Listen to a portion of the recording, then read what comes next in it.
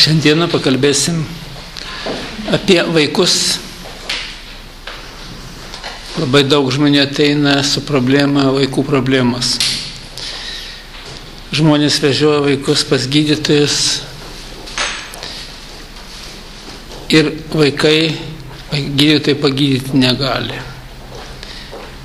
O negali pagydyti todėl, kad vaikai,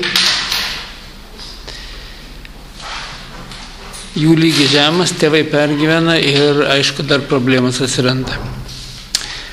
Už tai svarbiausias dalykas yra, kad gimtų sveiki, likimų gyvenimo sėkmės sveikata apdovanoti vaikai.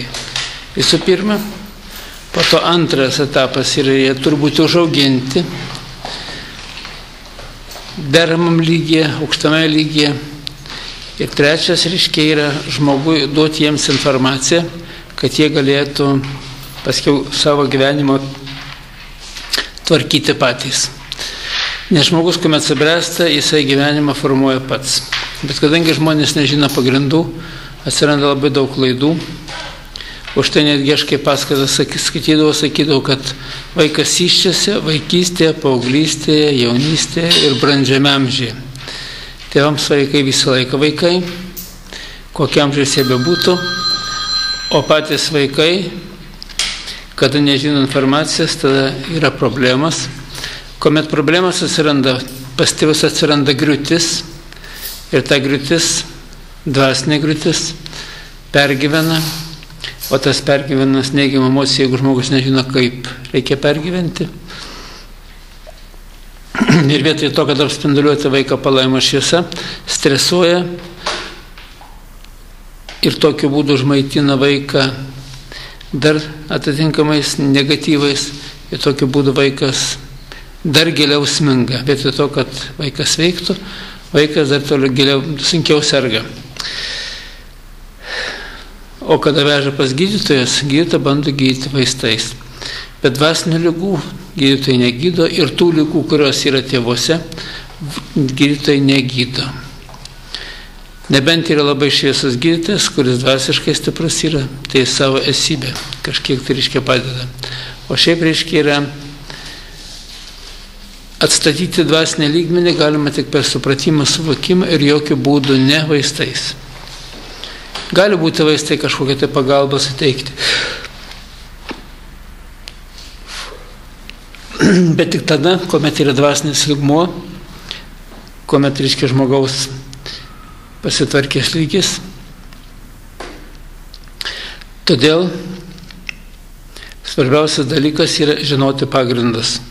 O pagrindų žinojimas, reiškia, seka yra tokia. Pirmoji šeima turėtų būti suformuojama meilės principu. Ne šiaip savo, o meilės principu. O kad meilė tarp sutuoktinių egzistuotų, tai praktiškai irgi yra dėsningumas, kaip nesunaikinti tos meilės. Netgi jeigu yra, o jeigu jos nėra ir nebuvo, tai reiškia aukšto lygio vaikų pagimdyti irgi nepavyks.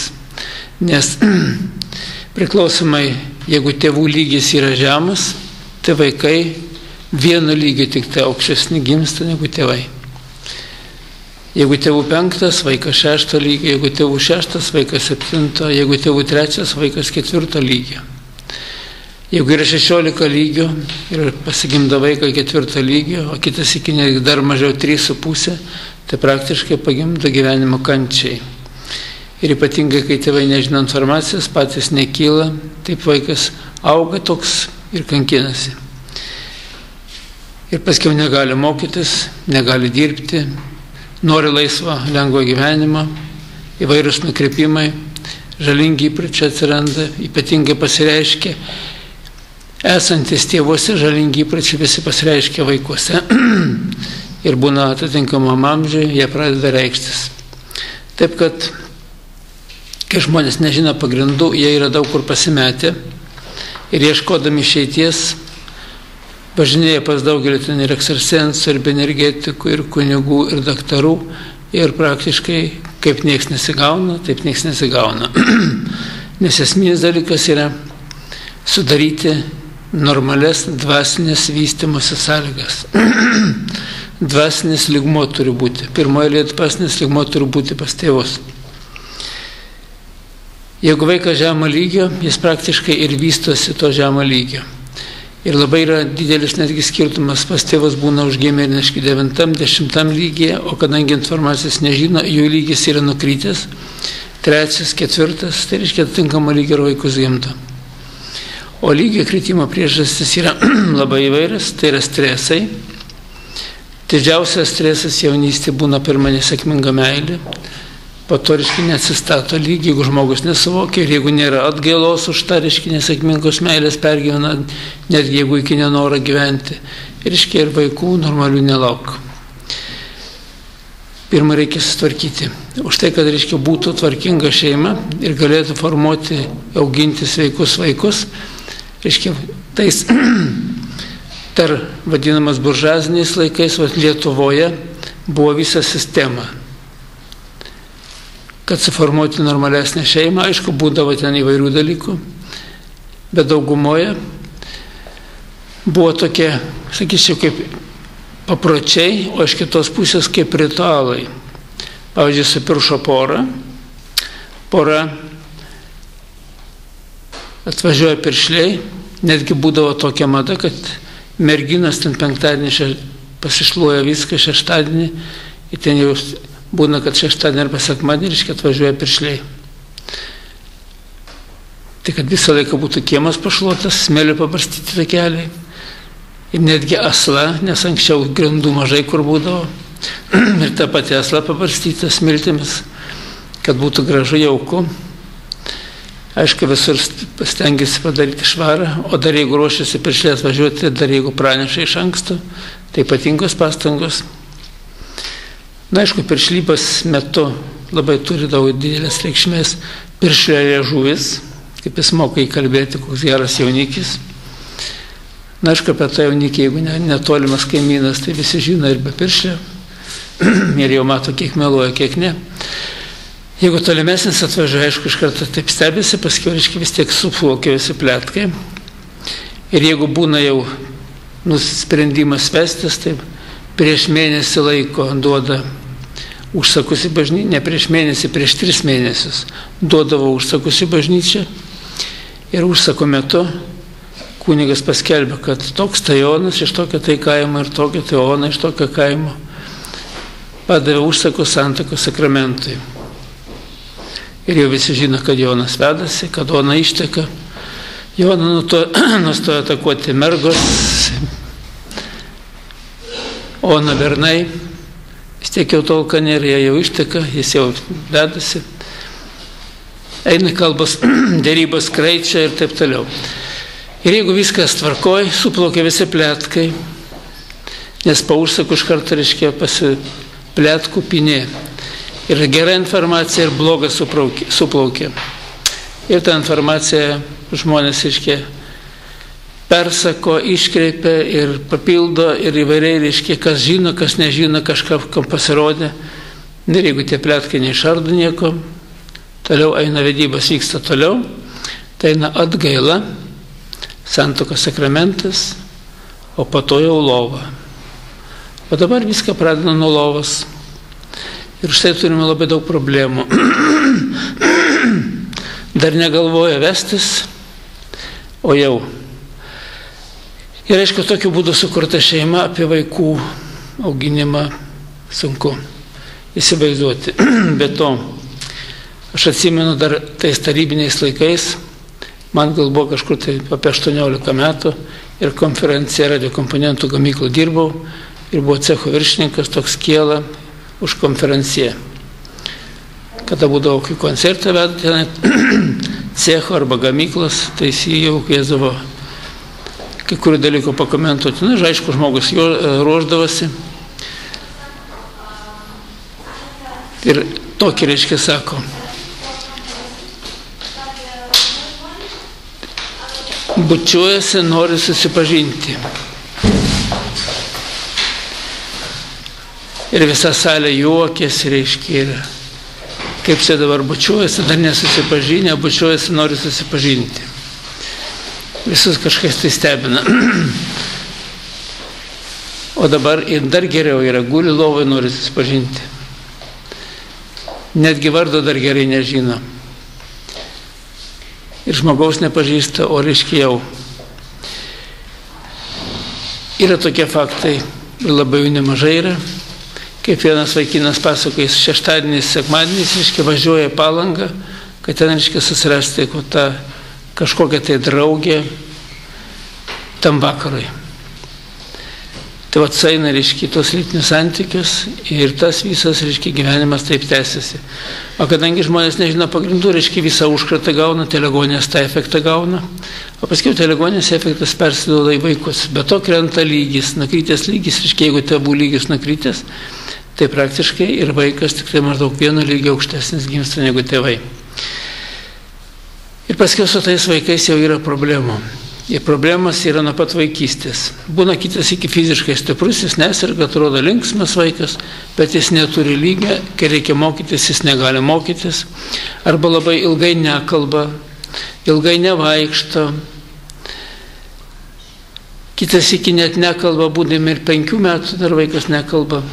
Tėvai nežino kodėl. Bando, reiškia, logopedų samdyti, kad jie mokytų tarti žodį, bet tie logopedai irgi, reiškia, tik tai bando, reiškia, kažką tai daryti, bet jeigu vaiko, reiškia, yra visi reflektoriai, galvos mąstysenos ir viso balso stygų, reiškia, nėra harmonijai, jis negali kalbėti. Ir kai pasižiūri rodiklis, tai iš karto matosi. Jeigu rodikliai, pavyzdžiui, vaiko, reiškia, kur valdo kalbą, yra kažkur tai apie 10 metrų, jisai kalbės normaliai. Galbūt, reiškia, ne per daug greitai, bet, reiškia, kažkur 1,5 metrų tai jau gali kalbėti. Jeigu vaiko rodikliai yra kalbos, reiškia, reflektoriai, tai yra normaliai vystosi, jisai, reiškia, ir kalbą pradeda palyginti laiku. Jeigu rodikliai žiūrite kažkur tai 1,5 metrų, tai kitas iki vargo ar iš viso kalbės. Nes jau programos visai netokios.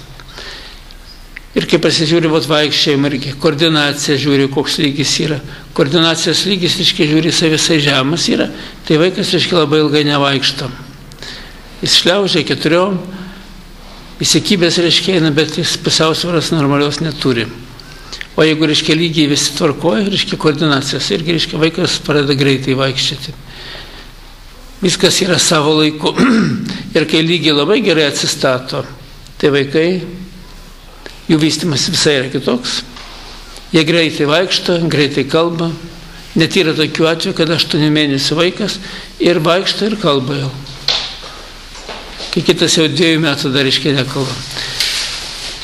Taip kad, o žmonės, kai nežino pagrindų, jie jau pradeda netgi stresuoti, kad vaikas nekalba, kad vaikas nevaikšto ir tie stresai sudaro, reiškia, dar gilesnės sąlygas, kad jis nevaikšto ir stabdo jau vystymasi toj srity. Tėvų negatyvios nuostatos, jos jau taip vaikas, reiškia, yra pažeistos programos, o dar negatyvios nuostatos, jos giliau pažeidinėtos programos. Taip, kad žmogus yra vystymosi etape, turi žmonės žinoti pagrindus. Turi žinoti pagrindus, kaip pradėti vaiką, pirma, kaip formuoti šeimą, kaip pradėti vaiką, po to, kaip vaikas, aiškiai, iščiasi, kaip jį auginti, kaip auginti vaikystėje, kaip paauglystėje. O iščiasi vaikas auga, pas vyrą atsirado meilužė. Ir atrodo, čia lik ir nieko. Netgi tokiu atveju yra kaip anekdotas. Moteris jau prieš gimdymą, vyras sako, man reikia moters, tai sako, nueik pas kaimynę.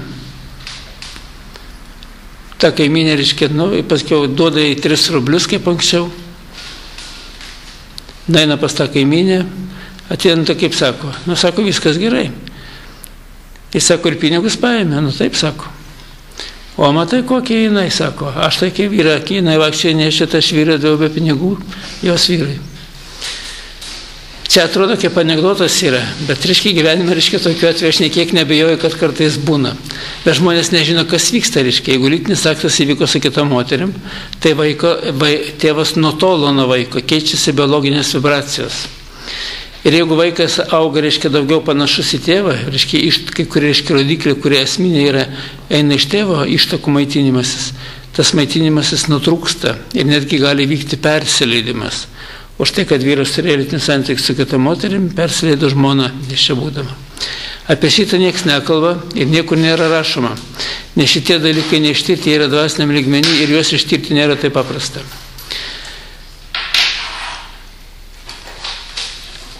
Netgi jeigu vyras turi masturbacinę lytinę aktą įsivaizduodamas kitą moterį, kai žmona neščia, yra lygiai tas pats.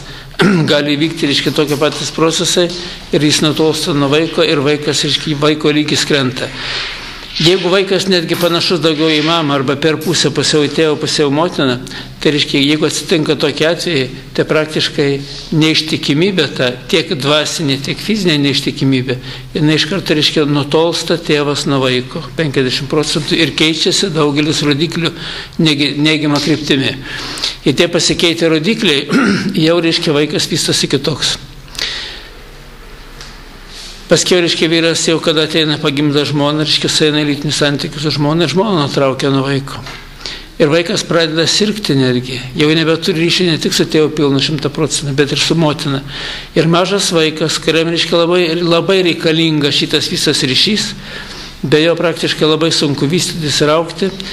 Netgi jeigu žmogus miršta, vat kai žuvo ten kare ar dar kur nors, reiškia, jeigu nebuvo neištikimybės, ryšys pasilieka normalus su vaiku. Reiškia, siela yra gyva, netgi žmogus žuvus ir, reiškia, maitinimasis gaunasi normalus. Bet jeigu yra neištikimybė arba labai rimti stresai, keičiasi biologinis vibracijas ir vienas iš sutuoktinių nutolsta nuo vaiko, per lytinį aktą ir antrą nutraukia nuo vaiko, nes lytinį aktą metu vyksta vyro moters sielų jungtis. Ir tada gaunasi taip, kad tėvai gyvena kartu, o vaikas auga dvasinės našlaitis. Ir dvasinės našlaitis, jis jau negauna gyvybės, jau pilno kompleto, nei iš tėvo, nei iš motinos. Ir jo vystymasis jau įgauna visai kitą būseną, jo psichologinė būklė kitokia yra. Ir tas vystymasis būna toli gražu, netitinkantis tos realios galimybės, kurias turėtų turėti vaikas. Ir tada ir vystymasis yra su kompleksais atitinkamais.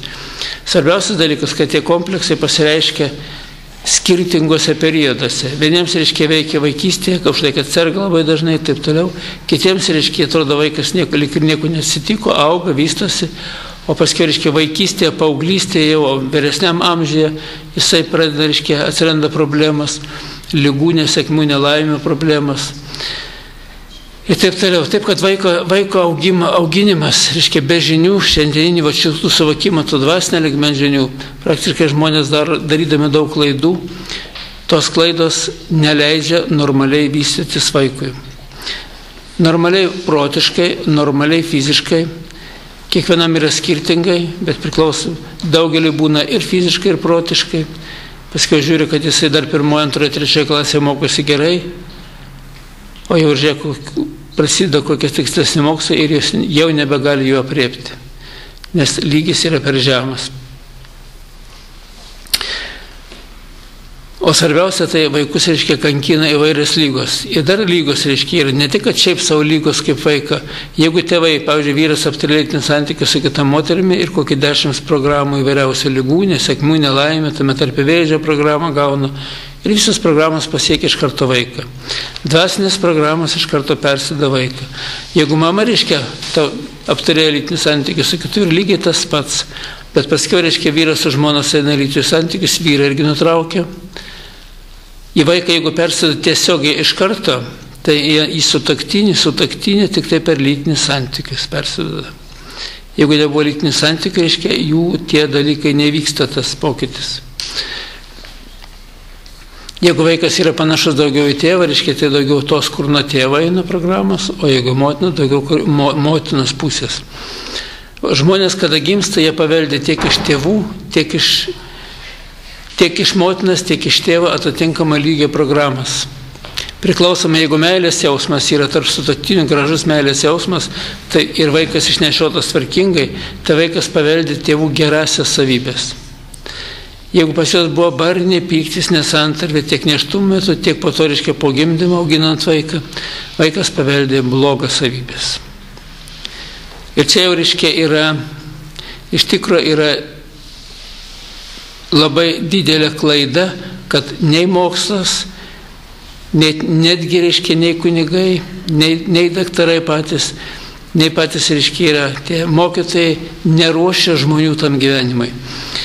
Augant neduoda tos informacijos vaikui. Ir vaikas auga, reiškia, daug ko nesuprasdamas.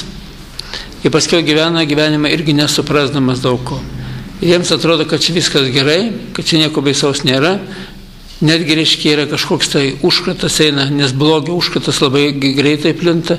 Kai žmogus nežino informacijos, tai viens nuo kito, reiškia, kažkur tai nusižiūrėję, reiškia, irgi bando kažką tai gyvenime keisti. O tas keitimas yra savotiška griūtis. Didesnė ar mažesnė, bet yra griūtis. Tobulybės praktiškai, netgi kas liečia neištikimybę, yra retas atvejis, kad kažkas tai pa žmogų patobulėja. Bet dažniausiai taip yra, netgi kai žiūrėjau, pavyzdžiui, jeigu po skyrybų, reiškia, apsiveda antroji santuokoje, tie vaikai būna silpnesni negu pirmoji santuokoje. Gimsta. Ir turi problemų rimtesnių, netgi, reiškia, negu pirmoji santuokoje. Jis, reikia, negali mokytis, negali, reiškia, dirbti. Ir aš pastebėjau tokį dalyką, kad pirmoji santuokoje pats pirmas vaikas, jeigu viskas tvarkingai buvo, tai pirmas vaikas, reiškia, gimsta gana neblogai. Jeigu nebuvo streso nėštumo metu, išsigandimo nėštumo, labai žalingas vaikui, tai yra išsigandimas nėštumo. Jeigu būna tokie signalai, būtinai per atgailą reikėtų viską statyti, o atgailo atsiprašyti ir pačio vaiko. Kad per nežinojimą ar per kažkokias ambicijas, emocijas, reiškia, tą blogį į vaiką kaip programą įvedė. Ir tas blogis paskui jisai vaikūtyje auga ir netgi bręstant jisai stiprėja. Tai yra pyktis, nuoskaudos, nusivylimai, tos blogosios savybės iš tėvų, kurios eina. Pavydas, kerštingumas. O tai yra žmonės, kurie piktą menantis, paskui ir vaikai piktą menantis. Ir kai vaikas auga, galima labai gerai pastebėti. Jeigu žinai, tas sudėtinės dalis, galima stebėti ir galima daug ką keisti. Kai vaikas auga, jeigu pastebė, kad jis yra pavydus materialiniams vertybėms, reikia išgyvendinti iš savęs tas materialinį vertybių pavydą. Jeigu jis yra pavydus antrai pusiai, pavyzdžiui, vyras pavydo žmoną, žmona pavydė vyrui, reikėtų irgi išgyventi, nes išgyvendino šitą, reiškia, jausmą, jis praktiškai keičiasi ir pas vaiką. Reiškia, vaikas, kaip sako, yra mūsų atspindys. Ir jeigu žmogus gerai stebi vaiką, jis mato save, koks jis yra iš tikro. Tiek, reiškia, iš tėvo pusės, tiek iš motinos pusės. Ir jeigu sutuoktiniai, reiškia, keičiasi per suvokimą, supratimą, išgyvendina ir tuos blogosius bruožus iš savo vaikų. Bet dažniausiai, reiškia, tie bruožai yra užslėpti. Užslėpti neištikimybė, užslėptas pavydo jausmas, kitas iki, reiškia, būna išreikštas, kur stiprus jausmas ir jeigu žmogus nėra uždaras, jis dažnai, reiškia, pareiškia pretenzijas, į tas pretenzijas reikia reaguoti. O vaikas mažas, jisai labai gerai matosi. Vat jeigu vaikas pavydus antrai pusė, vat berniukas, pavyzdžiui, bus pavydus žmonai, tai jeigu tik prie mamos kas nors, jisai iš karto ištumą šalin, jis pyksta, kad kažkas tai prie mamos braunasi. Jeigu vaikas turi pavydą materialiniams vertybėms, tai jisai pamatė ir jam reikia. Arba, reiškia, jeigu ten draugas arba kiti vaikai, reiškia, turi, jis nori atimti ir niekam nenori duoti. Tai yra gobšumas ir kartu pavydas materialiniams vertybėms. Jis viskas mano, nerėsk. Čia yra ir tie bruožai praktiškai, jeigu vaiko deriniuose pastebiu tokius bruožus, reikia pasižiūrėti ir save. O kokie pas tave jausmai iškyla, kaip panašus procesai yra. Nes šitos charakteristikos yra paveldimas iš tėvų. Tiek iš tėvo, tiek iš motinos. Tik žmogus turi būti savikritiškas ir savo ramiai žvelgti į šitas visas būsenas vaiko. Tada žmogus gali tobulėti pats ir tą tobulybę, reiškia, atstatyti vaikui. Bet jeigu žmonės, reiškia, šitų dalykų nežino, tai jie tiesiog stebisi, kitas iki pyksta, kitas iki nepatenkinti, bet tai nieko neduoda. Vaikui auklėjimui nieko, netgi griežtumas reikalavimai vaikui, reiškia, neduoda to. Tik supratimas ir keitimasis savyje, reiškia, keičia ir vaiko būseną. Ir dar yra per atgailą, galima, reiškia, keisti, netgi gali mama daug ką keisti, arba tėvas keisti savo vaikutį, kada vaikas paveldė iš giminės kažkokį tai bruožą. Už tai žmonės turėtų gyventi taip ir programuoti vaikų gerasias savybės, o blogas savybės stengtis išgyvendinti, blogus charakterio bruožus, o kadangi žmonės nežino, jie visiškai tam neskiria dėmesio. Arba su pykčiu barasi, pykstasi ir to viskas ir pasibaigia. Tarpusavio nesantarė, bet vaikui į tai nauda neina. Kuomet vaikas serga, tėvai pergyvena, stresuoja. Bet kai stresas, toks rimtas stresas, reiškia ir gilus pergyvenimas, tai jie sustiprina ligos galią. Reikėtų pergyventi ir spinduliuoti palaimos šviesa, o žmonės pergyvena stresuodami. Ir kai jie stresuoja, reiškia, jie susilpina ir tą dvasinį imunitetą vaiko deriniuose. Kodėl taip yra? Už tai, kad vaiko siela maitinasi per tėvą ir motiną sielą. Ir kada duotas, reiškia, tas signalas pergyvenimo, jisai susilpnina pačią imuninę sistemą. Tai yra į tą sistemą, kuri, reiškia, per blogį, jinai šiandieną vaikas turi lygą, nesėkmę, nelaimę, tai praktiškai tas blogis sustiprinamas yra. Už tai motina, reiškia, tiek motina, tiek tėvas, tiek močiutė, tiek senelis ir kiti, reiškia, artimi, netgi broliai, seseris, kada mažiukai vaikai yra, jie jau suaugę ir sugeba tą daryti, visi turėtų žiūrėti kitaip. Jeigu pastebėjai vaiko trūkumą, reikėtų ir pasimelsti, paprašyti atleidimą, dėl ko tas trūkumas yra. Paprašyti atleidimą tėvams, seneliams, proseneliams ir kitiems žmonėms, kur susidarimas yra, dėl ko pas vaiką tas atsirado. Bet pats, reiškia, šitą maldą ir pats jausmas turėtų būti spindintis. Sako, kaip jis tas spindintis jausmas atrodo. Sako, atgulė, vaikutis slavytė, mama prieina, jį žiūri ir taip pat glosto akių žvilgsniu.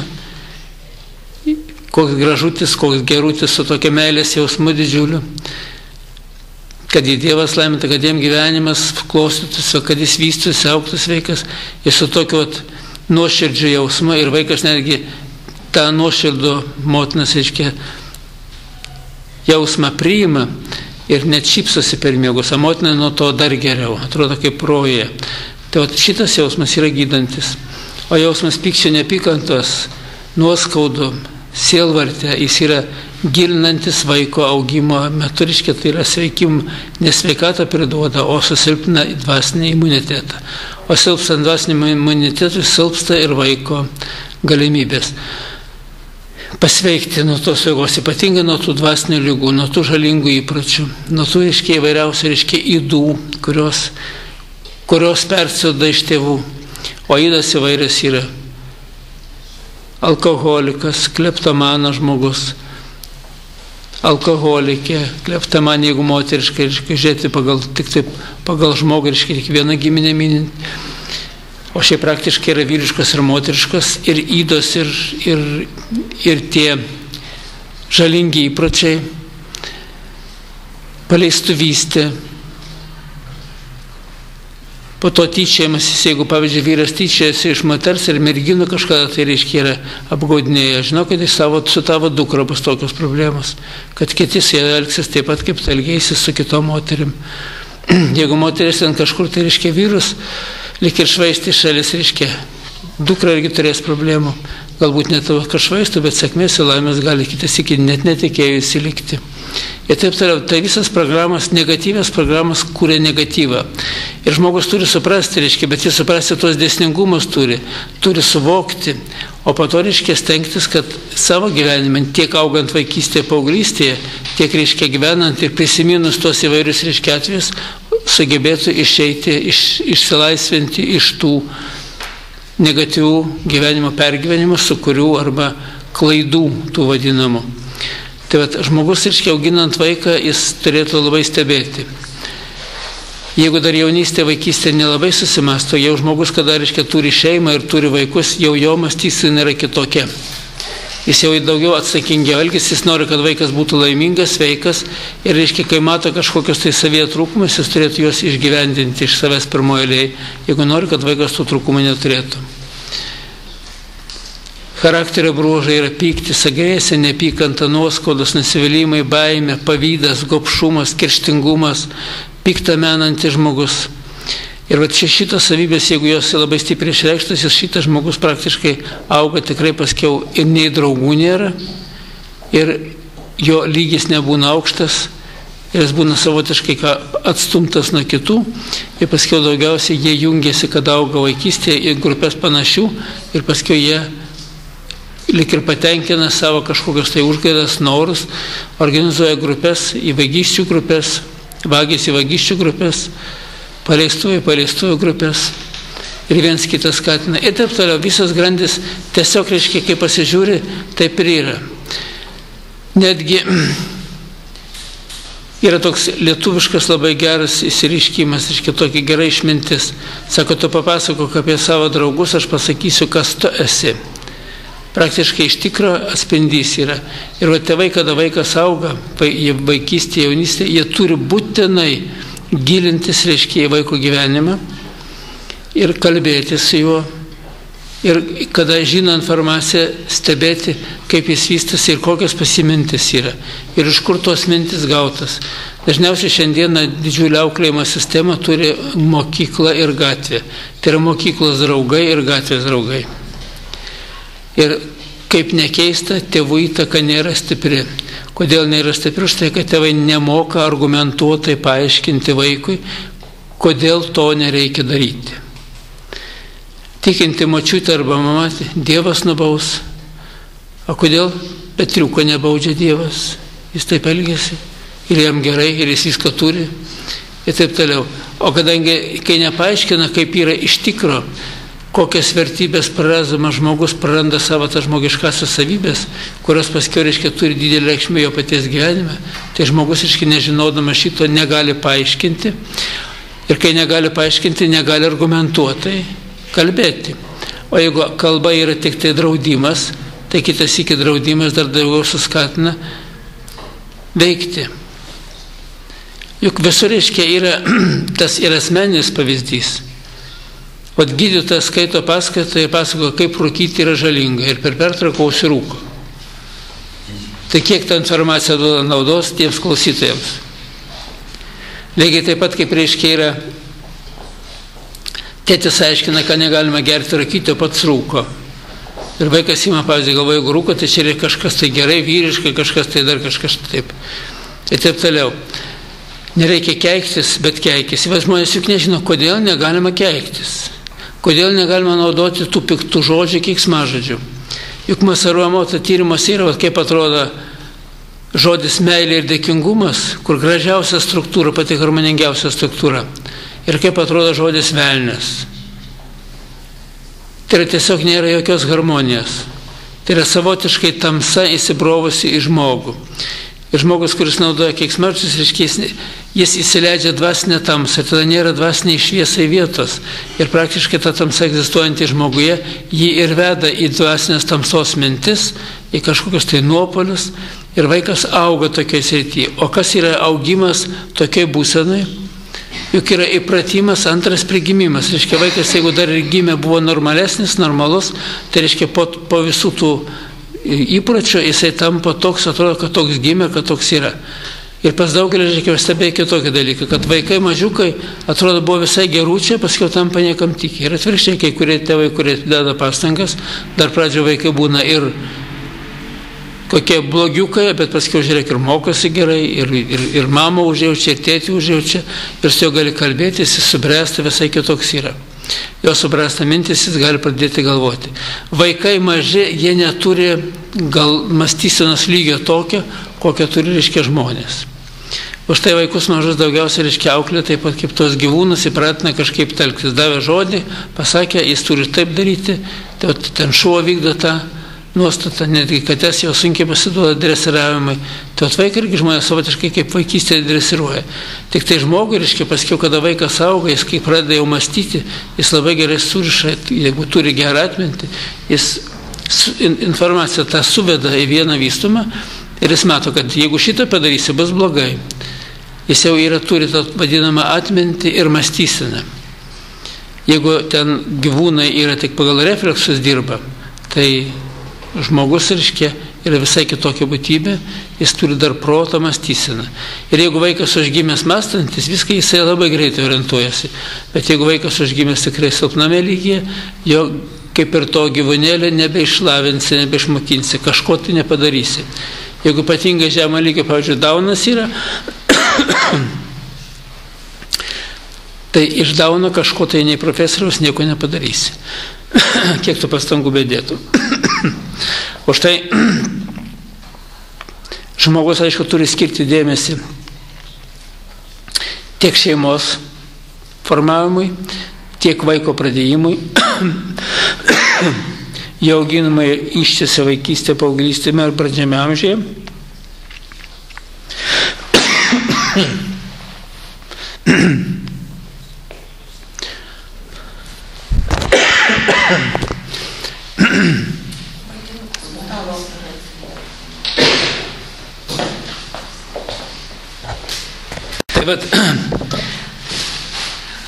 Taip, kad yra tikras menas arba tikras mokslas, kaip reiškia mokyti žmogų, reikia visą gyvenimą mokyti. Nuo vaikystės mokyti, kaip kurti šeimą, formuoti. Paskiau, reiškia, jau vaikas, kada atsiranda periodas brandesnis, kaip formuoti pačią šeimą ir kaip formuoti pačios, reiškia, pačią vaiko gyvenimą. Nes šeimą, reiškia, formuojant šeimą, žmonės per nežinojimą tiesiog daugiau ambicijam, emocijam nenori klausyti ir girdėti. O kodėl nenori klausyti ir girdėti? Už tai, kad nėra argumentuoto paaiškinimo. Už tai aš stengiuosi, reiškia, knygoje prašyti daugelį dalykų.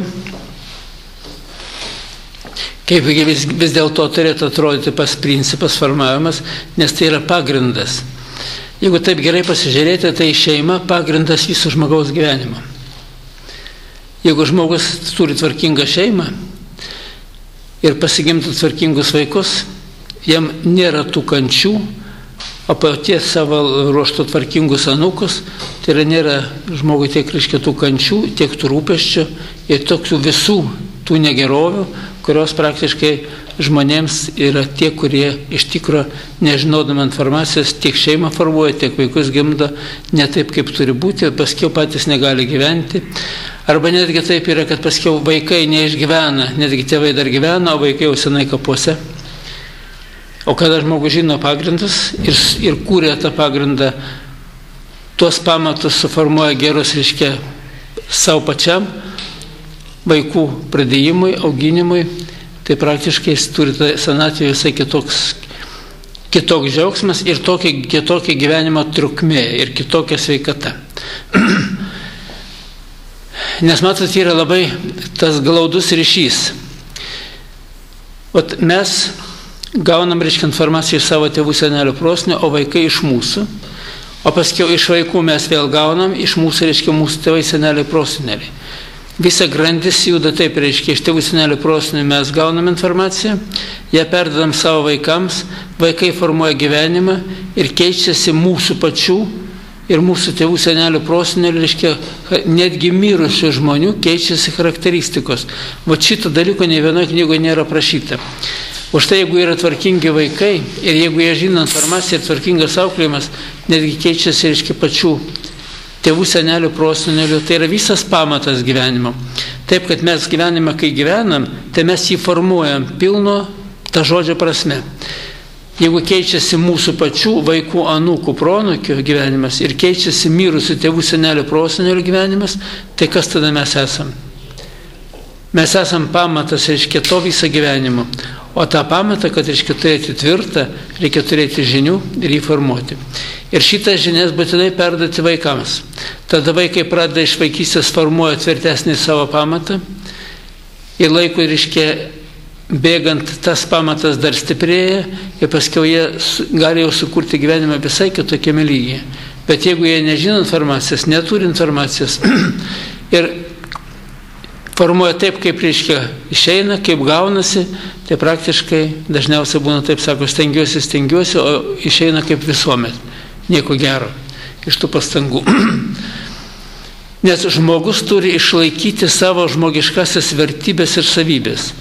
Tiek vaikystėje, tiek paauglystėje, tiek brandžiame amžiuje. Jeigu jis tų savybių neišlaiko, jis turės problemų. O kad savybės išlaikyti, reikia gilintis informaciją. O vaikui augant, ta informacijos gilinimas yra atitinkami periodai, kuomet vaikas kažkuo tai domisi. O mažas vaikas, pavyzdžiui, jam domisi žaislai, žaidimai, draugai, kiemo draugai. Kai vaikas, reiškia, paauga, jau kažkur tai mokosi, jau žiūrėk, pradeda žvalgytis vaikinukai mergaitės į berniukus. Tarp kitko, mergaitės anksčiau pradeda žvalgytis negu berniukai, jos bręsta greičiau. Ir tas, reiškia, žvalgymasis jau, reiškia, tie žvilgsniai, viskas, jie turi irgi didžiulį, reiškia, reikšmę. Ir paskiau tas meilės jausmas. Meilės jausmą, reiškia, atveria pats žmogus per savo mintis. Yra jausmai, bet, reiškia, daugiausiai, jeigu tie jausmai nepatvirtinami minčių, tai meilės jausmas neįsivysta. Bet meilės jausmas žmonės atveria per mąstymą, kad vat jau myliu, kad čia vat koks gražus, koks geras, kokia graži, kokia negera, atrodo vos ne kaip visas pasaulio centras. Jeigu jos nėra, tai vaikinui blogai. Netėjo mokyklą, tos jo mergaitės nėra, viskas, reiškia, atrodo pamokos negeros ir mokytojai blogi, viskas blogai. Jinai yra, viskas ramu. Čia yra dar perdomas informacijos, biologiniai ryšiai tie yra tarp žmonių, bet jie, reiškia, kas liečia meilės jausmai, jie yra irgi ne tik jausmams pavaldus yra, bet ir žmogaus protui. Jeigu protas kalba, matai, kad žmogus, reiškia, yra tikrai nėra tas vykęs ir nėra, reiškia, tas geruolis, tai vis tiek tą jausmą, reiškia, tokį neišvysta. Jeigu kažkoks tai padauža, kažkoks tai mokykloje, reiškia, vaikinukas elgėsi blogai ir su tom pačiom mergaitėm, tai praktiškai yra ta, kuri mergaitė, kad būtų jo susižavėtų.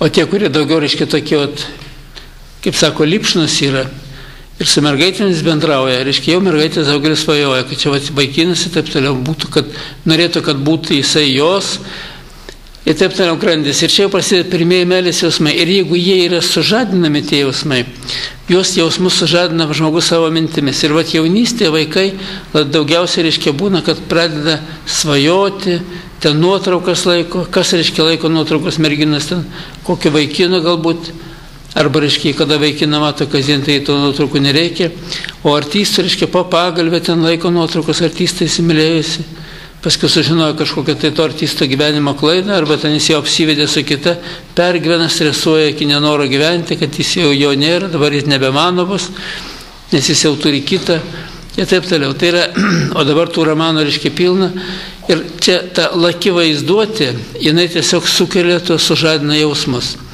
O jeigu jau pergyventas nesėkmingos meilės stresas, belieka tik tai susižavėjimas, bet meilės jausmai, siela ir širdis žmogaus neatsiveria. Antras sykį. Ir va čia yra didžiulė problema. Tada sukūrėme šeimą be meilės, o jeigu be meilės, jau praktiškai vaiko aukšto lygio neturėsi. O dar jeigu buvę lytiniai santykiai su kitais vaikinams ir merginomis, tiek vaikinų su merginomis, tiek merginomis su vaikinais, jau praktiškai atsiranda problemos. Jau yra ryšiai tikrai suardyti ir jau tos nesėkmingos meilės stresai pergyventi ir tada šeimą formuoja už tai, kad lik ir atėjo laikas. Bet tokia šeima suformuoti, kiek aš vadžiūriu, vaikai nestiprus yra. Jeigu jis fiziškai dar stiprus yra, tai reiškia dvasiškai ar morališkai ar dar kažkaip, tai jau jis turi problemų. Ir kas svarbiausia, reiškia, turi tokį nesugyvenamumą, tada negali su tėvais sutarti, vaikas tengiasi kuo greičiau iš namų pasišalinti. Vieni važiuoja užsienį, mano, kad ten rojus, o dabar turi irgi keletą pavyzdžių. Vienas vaikinas, kelias merginas išvažiavo mokytis į Londoną. Nu ir kas? Pusę metų pasimokė ir sugrįžo, be nieko. Nebegali mokytis, jau, reiškia, jau psichika pažeista. Kodėl pažeista? Už tai, kad tiek šeimose santykiai nenormalus yra, jų būsena nėra stabili ir žmogus, reiškia, papuolęs į tas sąlygas, atrodo, ten Crossfordo universitete, atrodo toks žymus ir baigti jį, tai yra garbė, bet įstojo, pasimokė ir viskas nebegali mokytis. Ir norą turi ir negali. Pažeisti deriniai, o tie deriniai pažeisti senai tėčio ir mamos, tarpusavio santykių. suardyti santykiai, bet tokie suardymai, apie kuriuos kitas įkiriškai net savotiškai, sakyčiau, gėda kalbėti. Ir patoriškai gaunasi taip, kad vaikas, jis negauna pilno kompleto gyvybės nei iš tėvo, nei iš motinas, ir jo vystymasis yra jau visai kitoks.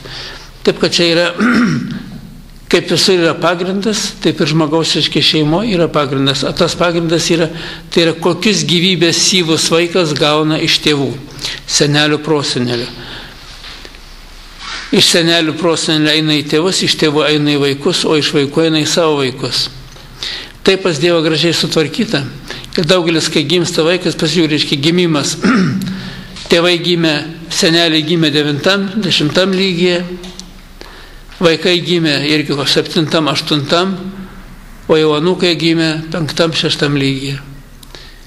Ir paskui žiūriu, o jau tiek, kada gimda, yra, jeigu nėra meilės jausmai, pasigimta jau tik 4 lygyje vaiką, o 4 lygyje gyvenimo nėra.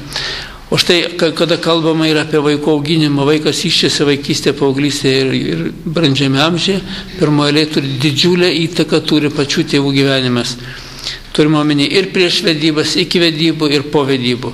O štai aš sakau, kad šeimoje pagrindiniai dalykai tokie yra. Pirmas – ištikimybė, antras – nenužudyti vaiko iščiasi. Ir trečias – ieškoti viens kitame gėrio. Jeigu neištikimybė yra, iš karto keičiasi biologinės vibracijas.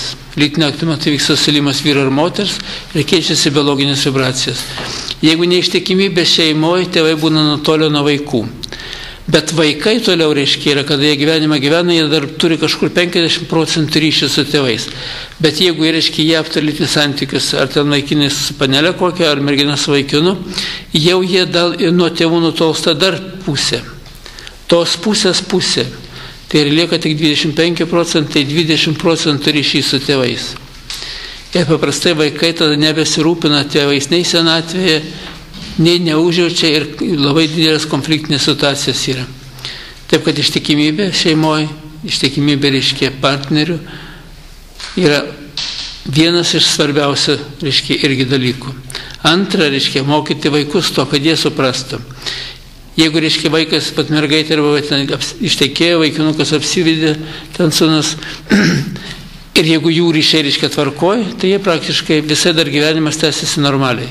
Bet jeigu tik tai 20% lygia, praktiškai vaikai antiek nutolsta, kad nenori kitas iki matyti, jeigu dar santykiai prastesni, tai kitas iki blogiau gyvena negu su kaimynu. Ir labai didelis pavyzdys, aš važinėjau Vokietiją, važinėjau, reiškia, Olandiją, į Prancūziją, jie turi pasakyti taip. Tie tėvai, kurie tikrai laisvesnį gyvenimą vedė, jie praktiškai senatvėje nemato nei anūkų, nei vaikų. Tie turtingesni pasamdo ekonomą, o kurie neturtingesni priduoda senelių prieglaudą. Ir viskas, atvažiuoja mėnesį pasižiūrėti, ar dar gyvi tėvai, net ir anūkų netveža parodyti. Bet aš kai kurios, reiškia, pavyzdžius ir rašau savo, reiškia, knygų, prašau, kad žmogus turi gyvenimą, atėję, reiškia, jau į senatvę ir mato, kokie rezultatai pragyvento gyvenimo, kad jis niekam nereikalingas. Žmona paliko, nuėjo pas kitą, ta kita irgi paskui nereikalingas, labai greitai. Antros vedybos, reiškia, yra skyrybos būna žymiai paprastesnės ir lengvesnės. Gerai, jeigu dar buvo kažkokie tai geri santykiai, geri ryšiai, galima pragyventi ir senatvės ir antros vedybose. Bet šiaip jau yra žmogus, kuris išėjęs kažkur 50 metų reiškia iš šeimos, jis greitai tampa nereikalingas ir kitoje šeimoje. Jis vaikams, tos moters vaikams ne tėvas, o dar jeigu turi kažkokių žalingų įpročių, tai labai greitai jį išstumia iš tos šeimos. Ir paskui lieka vienas, dar pas kitą moterį kažkur suranda, bet reiškia lieka vienas. Lygiai taip pat ir moterims, kurios bando dar ieškoti. Ir daugelis ateina šiandieną, turi labai daug problemų, bet nenori vienas gyventi. Vaikai apsivedė ir vaikai nebendrauja, net visai nebendrauja. Tai yra didžiulis sielvartas tėvams, kada vaikai nenori. Ir jeigu kalbėti tik tai apie tuos žmonės, kurie, pavyzdžiui, tokie menko lygio yra, turim omeny dvasiškai neišsilavinę, bet kada, reiškia, netgi pats kunigas, motinai neleidžia įeiti į bažnyčią, sargybą pastato, kad jos neįleistų. Tai čia yra toks savotiškai liūdnas vaizdas, ir liūdnas vaizdas, kai motina turi tą visą sielvartą ir skausmą. Vat kas atsitinka, reiškia, su tais vaikais, kai jie neturi neparuošti informacijai. Paruošus ir tai nėra paprasta, reikia dar palaikyti tarpusavio santykius, gerus ir lygius, o jeigu šitie santykiai lygiai nepalaikoma, reiškia eina griūtis. Taip, kad gyvenimas nėra toks paprastas, kaip įsivaizduojama. Ir nėra toks paprastas, šiandien ateina žmonės bevaikė šeimos, nori vaikų. Kitas iki, reiškia, iš tikrųjų gyvena tvarkingai, atrodo, sutarinamumas, viskas gerai. Pasigimdė vaiką, iki skyrybų eina. Tai sako, jūs norėjot vaiko, dabar skyrėtės. Anksčiau negalėjot laikyti sutarti už tai, kad nėra vaikų, norim vaikų. O paskui, reiškia, vaikas atsirado, vis tiek nieko nėra. Atrodo, visi radikai pasitvarkė, reiškia, jau charakteristikos gražios, o gyvenimo nėra. Nes, reiškia, bėga viens nuo kito. Nebegali pakęsti viens kito. Labai daug pokyčių vyksta ir nėštumo metu. Daug pokyčių vyksta, reiškia, ir po to, kai atsiranda vaikas. Kai dėmesys skiriamas vaikui, o ne vyrui, dėmesys skiriamas vaikui, o ne žmonai. Juk kiek yra, sakyčiau, kiek yra šeimoje įvairiausių tų tokių, kitas iki nestebėsi, kaip žmogus nesupranta. Vat vaikas kalbasi su tėvu, reiškia, draugiškai viskas, tai mama vis tempia jį prie savęs, tu nekalbėk su tėčiu. Tu su manim kalbėk. Tai sakiau, reikia džiaugtis, kad bendrauja su tėvu ir dar sustiprinti, jeigu būna tas šiluma, o ne pavydo jausmas, kad vaikas kalbasi su tėčiu. Kad vaikas kalbasi su mama ir kad mama skiria dėmesį daugiau vaikui, negu kad, reiškia, tam vyrui. Jau vyras pavėdaliauja, reiškia, žmoną, kad jinai skiria. Ir kur nepasižiūri, tų vaikų gimimas, atsiradimas, reiškia, tie, kai kuriems įneša sujaukties, kurio žmonės, reiškia, nesuprasdami, jie tiesiog greuna gyvenimą savo, tarpusavio santykius greuna ir greuna gyvenimą, vystymasi pačių vaikų ir jų gyvenimą. Tų vaikų gyvenimą visus pamatus ardo. Kodėl taip yra? Todėl, kad žmonės žinių neturi. Niekas tų žinių nedavė. Jų niekur neauklėjama. Juk aš sakyčiau, šiandien net keista. Fizika yra mokytojai, matematika yra mokytojai, chemija yra mokytojai, lietuvių kalba yra, istorija kalba yra, o šeimos formavimui, reiškia, ir šeimos, reiškia, normaliam palaikymui jokių mokytojų nėra. Dvasiniam auklėjimui yra, reiškia, tikybos mokytojai. Bet tikybos mokytojai toli gražu nekalba to, ką turi kalbėti auklėjimo sistemai, kaip normaliai formuoti ir pačią šeimą. Juk per religinį mokymą galima labai daug išaiškinti.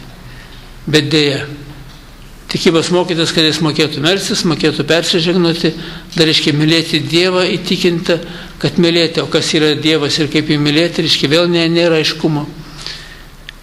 Ir žmogus, reiškia, gaunasi taip, yra žinias lyg ir turi kažkokią tai bendrą foną, bet iš to bendro fono, reiškia, kaip išlaikyti, kodėl, reiškia, šeima pagrindas yra, va čia ir nėra. Taip, kad mes šiandieną gyvendame šitokį gyvenimą, mes turim, reiškia, problemų visą komplektą. Tiek tėvai, tiek patys vaikai, jų santykiai. Juk žmonės nežino, jeigu vyras neapkenčia žmonos, naikina tėvišką struktūrą, tai yra motinišką struktūrą savo vaikuose. Jeigu žmona vyro tėviškos struktūras, jie dar savo pykčių naudus leidžia vaikai. Ir vaikas vystosi kitoks. Žmonės niekaip nesupranta, kad šitie kiekviena neigiama pakraipa mąstysenai, supratime, reiškia, yra, kur duodama iš tėvų netgi per pavydo jausmą, formuoja vaiko charakterį. Ne šiaip savo formuoja charakterį, bet vaiko vystymėsi duoda visai kitokį charakterį vystymos impulsą. Ir vaiko charakteris netgi užgimęs viskas tvarkoja gražus, keičiasi. Ir keičiasi į blogąją pusę, vietoj to, kad jis keistųsi į gerąją pusę. Ir tada gaunasi toks nutolimas, nenori girdėti mamos, nenori girdėti tėvo, nes nėra gavę tos tikrosios informacijos, kuri iš tikro žmogui padeda suvokti, susimastyti, padeda užimti tikro žmogaus gyvenimo poziciją. Tvarkingo, išmintingo, kūrybingo. O kada žmogus tokios pozicijos neturi, jis netinka nei gyvenimui šeimoje, nei gyvenimui darbe, už tai keičia. Atsiranda įvairūs žalingi įpračiai, nes žmogaus, reiškia, yra negebėjimas kūrybingai mąstyti, reiškia, irgi judų tėvas ir augina tą žmogaus įdą stipriau. Ir paskiau tėvams yra sielvartas ir skausmas, kodėl vaikas elgiasi taip. O čia, reiškia, šitai mokyklai praktiškai tai yra Pirmoje eilėje daugeliu nerti dirvonai, o kas reiškia kažkiek išmano, reikia daug įdėti pastangų. Reikia įdėti pastangų, mokėti, paaiškinti pagal jų vaiko draugų pavyzdžius. Paaiškinti, kodėl tai procesai vyksta. Gebėti, reiškia, vaiką nuteikti, kad, reiškia, suprastų, suvoktų. Bet dėja, šitie dalykai, reiškia, yra daugeliu nežinomi, o kam žinomi, reiškia, kai kitas ir kantrybės trūksta, bet to, reiškia, vaikas pagimdytas žemo lygio, jis nepriima informacijos, bet to informacija, kada duodama ne savo laiku, jinai irgi nepriimama yra. Nes vaikas turi, jo mąstymą reikia. Keisti, reiškia, mąstymą. Ir supratimą, ir aiškinimą. Šiandieną yra labai daug literatūros, vaikiška knygutė. O aš atsimenu šitą mergaitę, kuri čia sėdėjo šiandien kartu, anūkė mūsų. Jie buvo 4 metukai ir knygutė buvo. Vaikas mažiukas iščiasi, vaikystėje ten irgi. Iščiasi tas embrionas, 2, 3, 4 mėnesių, nebūdavo po pusę valandą, žiūri į tą embrioną. O ką jinai ten mato? Jinai dabar galbūt ir neatsimena, ką matai, ką jinai galvodavo tada. Bet vaiko, reiškia, mažo vaiko jautiminė sistema visai kitokia yra. Jeigu jinai papasakotų, ką jinai mato tame embrionė, kuris, tai reiškia, patalpintas į tą knygutę, tai galbūt žmonės nustebtų. Nes vaiko, reiškia, ir vaizduotė, ir, reiškia, jo kažkokia intuicijos žodžiais negali daug ko paaiškinti, suprasti, bet jį domina tie dalykai. Ir kodėl domina? Už tai, kad įsijaučia į kontaktą įeina. Taip, kad vaikai yra labai imlus ir auklėjimo sistema duoda labai didelę naudą arba atneša labai didelę žalą. Už tai žmonės, reiškia, turėtų auklėjimo sistemai vaikų užbėgti už akių tų vaikų informacijos, kurie iš gatvės gaunama informacija. Tų visokių nesąmonių. Jeigu išgirdai kažkokį žodį, reiškia, paaiškinti, kodėl taip. Kaip aš vienas sykį, reiškia, vaikinukas kalba keiksmažodžiu, nusikeikė. Aš jo klausiau, ar tu žinai, ką reiškia šitas žodis? Nežinau, bet keikėsi. Aš jam paaiškinau, ką jis reiškia. Tai jis tik šitai va. Užsidengė, reiškia, burną ir rankutėmis. Jisai suprato, sakau, ar dabar supratai, kokį tu, reiškia, negerą žodį naudoji ir kaip jisai keičia ir tave patį. Ir kadangi vaikas jautus, reiškia, jis nustemba. Ir iš viso, reiškia, auklėjimo sistemą reikia auklėti, bet pradeda rūkyti. O kodėl tu rūkai? O rūkimą reikia duoti, reikia informaciją, kodėl nereikėtų rūkyti. Ir kas darosi su vaikais? Vatgi dabar nuostabi informacija, Ždanova yra informacija. Jisai sako, aš nerūkiau dėl vienos paprastos priežasties. Profesorius Novosibirsko universiteto.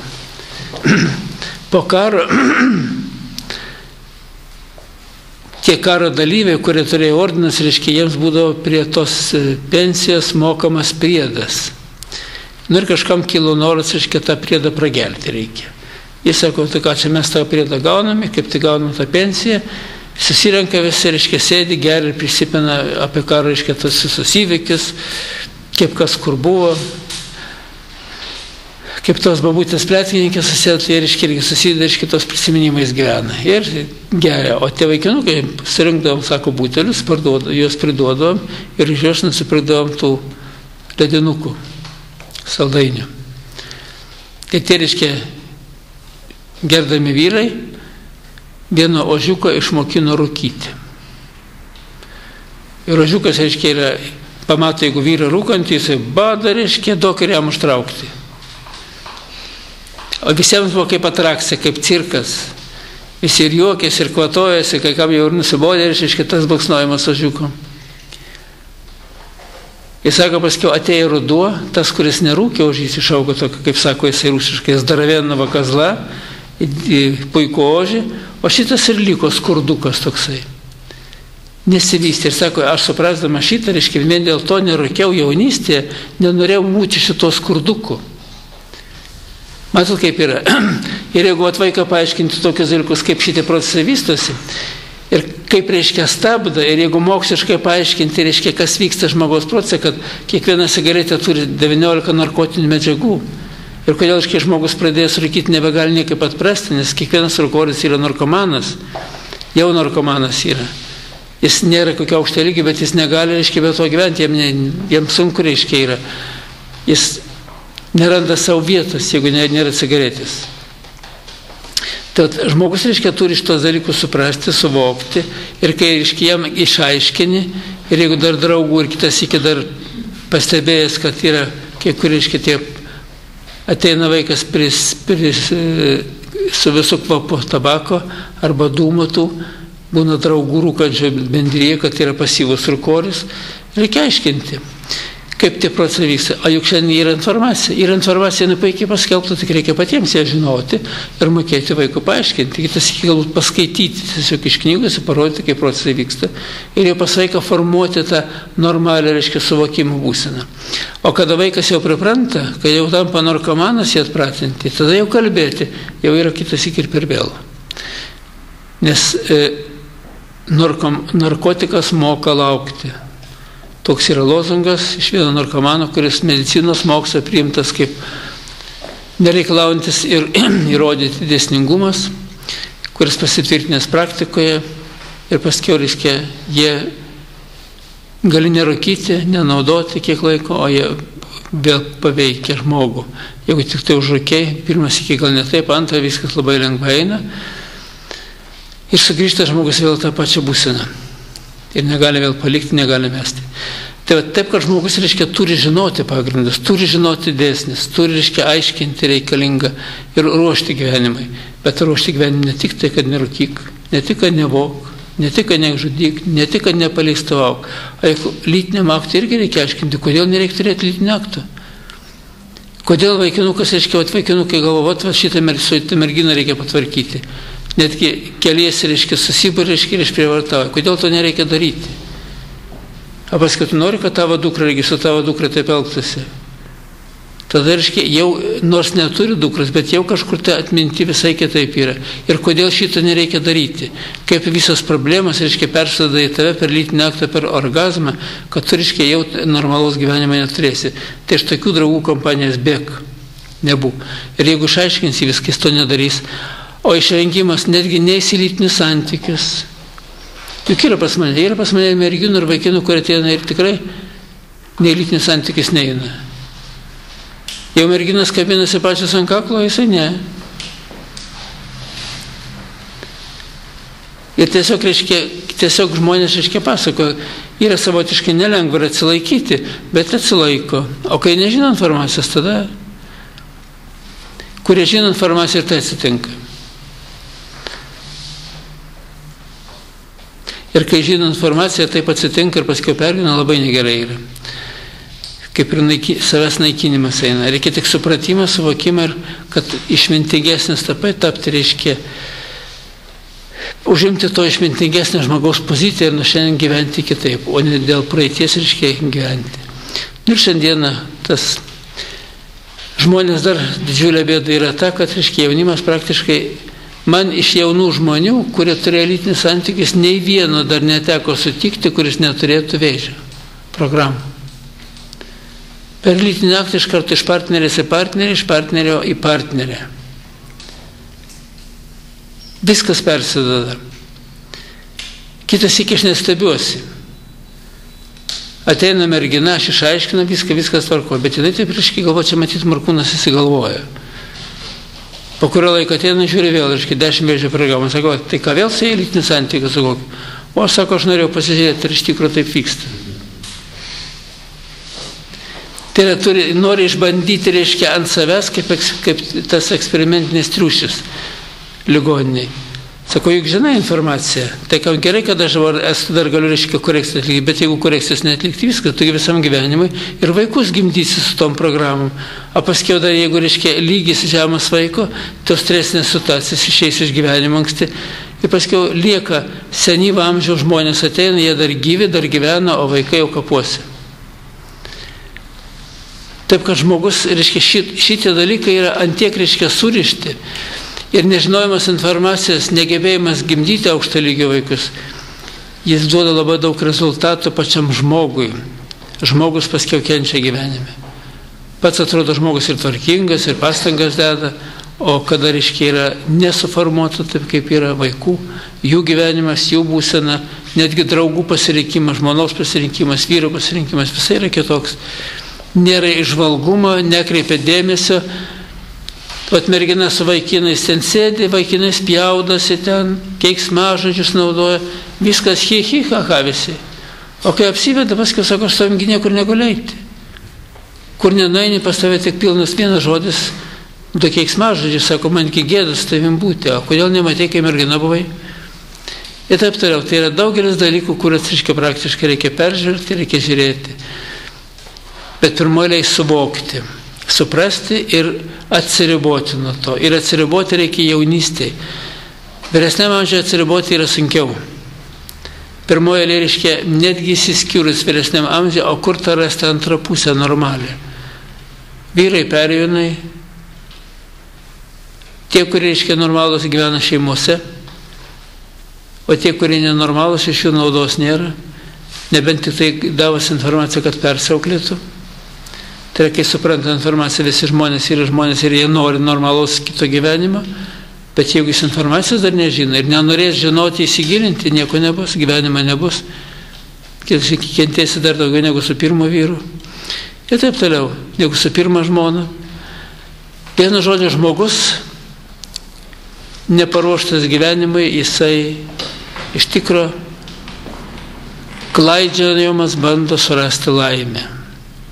O štai, sako, vyrai ieško laimės moterise, o moteris vyruose, bet taip ir neranda. Ir dar kur ieško, antram gale, sekse ieško laimės. O laimės šį, kur yra pačia. Kaip verda, kaip šitas smegenėlės dirba, kaip žmogus supranta informaciją, kaip jis išvalgumą kokį turi ir kaip jisai gali formuoti pats savo likimą, savo vaikų likimą ir gyvenimą.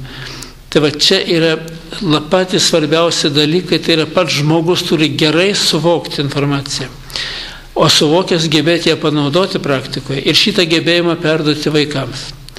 Nes vaikas, jeigu auga ir augins į informaciją tą tvarkingą, jis gal ir klaidų padarys. Bet prisiminęs tuos, reiškia, gerą patarimą mamos, tėčio, visai kitaip žiūrės į gyvenimą ir visai kitaip galvos. Jis galės laiku susiorientuoti, jeigu nors ir vėliau, bet vis tiek gali susiorientuoti.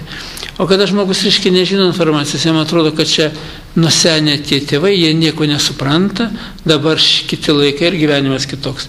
O gyvenimo dėsningumas tas pats yra. 10 Dievo įsakymų visiems amžiams buvo ir šitam amžiui, reiškia, mūsų amžiui labai gerai tinka. Ir kai kurie sako, jie nebereikalingi, mes jau visai kitokiam lygiai, nieko panašaus. Kaip tik šitame lygiai, reiškia, tas suvokimas, supratimas ir išlaikymas tos darybės sistemas yra ypatingai reikalingas, jeigu tu nori pasilikti lygiai. Nes jeigu vaikas nežino, kas prie ko ir kaip, jisai būtinai nueis visais kitais keliais. Nes šiandien informacijos srautai yra galingi, o jaunystėje ypatingai ir vaikystėje, ir jaunystėje domina žmogų, reiškia, yra ta informacija tikrai žemo lygio. Kol žmogus nesubrendęs mąstyti, nesubrendęs galvoti, nesubrendęs informaciją laikyti sferiškai savyje, tol jisai praktiškai negali jos normaliai ir panaudoti. Už tai tada lieka tik jausmai, ambicijos, emocijos ir jaučiasi įvairūs nukreipimai. Tame tarpe nukreipimai, lytiniai nukreipimai, homoseksualizmas, lesbietės ir taip toliau, visokie, reiškia, su gyvūnais ir visokie kitokie. Taip, kad žmonės, reiškia, yra, kai nežino informacijos, jie užsikrečia tą informaciją, o kur lytinis aktas panaudotas tos informacijos panaudojimą ir patvirtinimą, jisai palieka ypatingai didelį pėdsaką.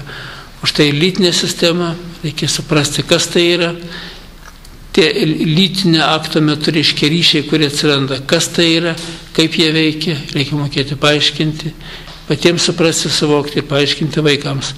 Kitaip kito kelio nėra, nes šiandien galingos srautas informacijos jaunimo labai nublaškė į tą klaidų, gyvenimo klaidų sukūrį ir iš to sukūrį daugelis nesugeba pakilti ir išlipti tol, kol nenukrimsta iki pačio dugno.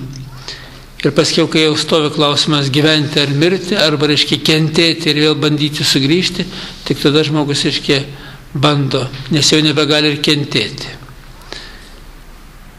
Ir kai ateina pas mane ir ypatingai paskutiniai metai šitie apokalipsės periodo metai, ant tiek galingai veikia žmonės, tos neigiamas informacijos ir kokie galingi srautai. Aš paskutiniu metu, kai pasižiūrėjau, tie srautai reiškia yra, jeigu 10-111 laipsnėje. Tai kas tarp per srautai ir per esybę kiekis, kai žmogus keliais sluoksniais aplipęs tom esybėm ir jis nesugeba išsilaisvinti. Jeigu 16 laipsnėje jau milijonas, jeigu 19 laipsnėje milijardas, tai 10-11 laipsnėje. Taigi čia tokie skaičiai, kur netgi galbūt į galvą netelpa. Sunku įsivaizduoti, kas tai yra per skaičius ir per kiekis. Ir žmonės dažniausiai šitų esybę reiškia aplipę tiesiog kaip kažkokia tai pelėsio apaugė. Ir negali nuo jos įlaisvinti. Tai pirmoji reiškia nesudaryti sąlygų, kad žmogus neaplyptų. Antras dalykas kelti lygį, nes lygį pakilus labai daugelis tų esybių nukrenta nuo žmogaus, įsilaisvina. Tiesiog reiškia kaip, atrodo kaip žmogus nusipurtęs, kaip tas šuo iš vandens išlindęs, reiškia jisai nusikrato. Ir tiesiog nuo jo reiškia ten lašai nemažas spindulių lekia. Tai žmogus, reiškia, kada pakyla į lygį, daugelis esybių nukrenta. Bet reikia suprasti, suvokti, nes į lygį pakilti be supratimo neįmanoma. Ir neįmanoma pakelti vaikų. O vaikams, jeigu nedaus informacijos, tikrai gyvenimo nebus. Nei savo, nei jiems.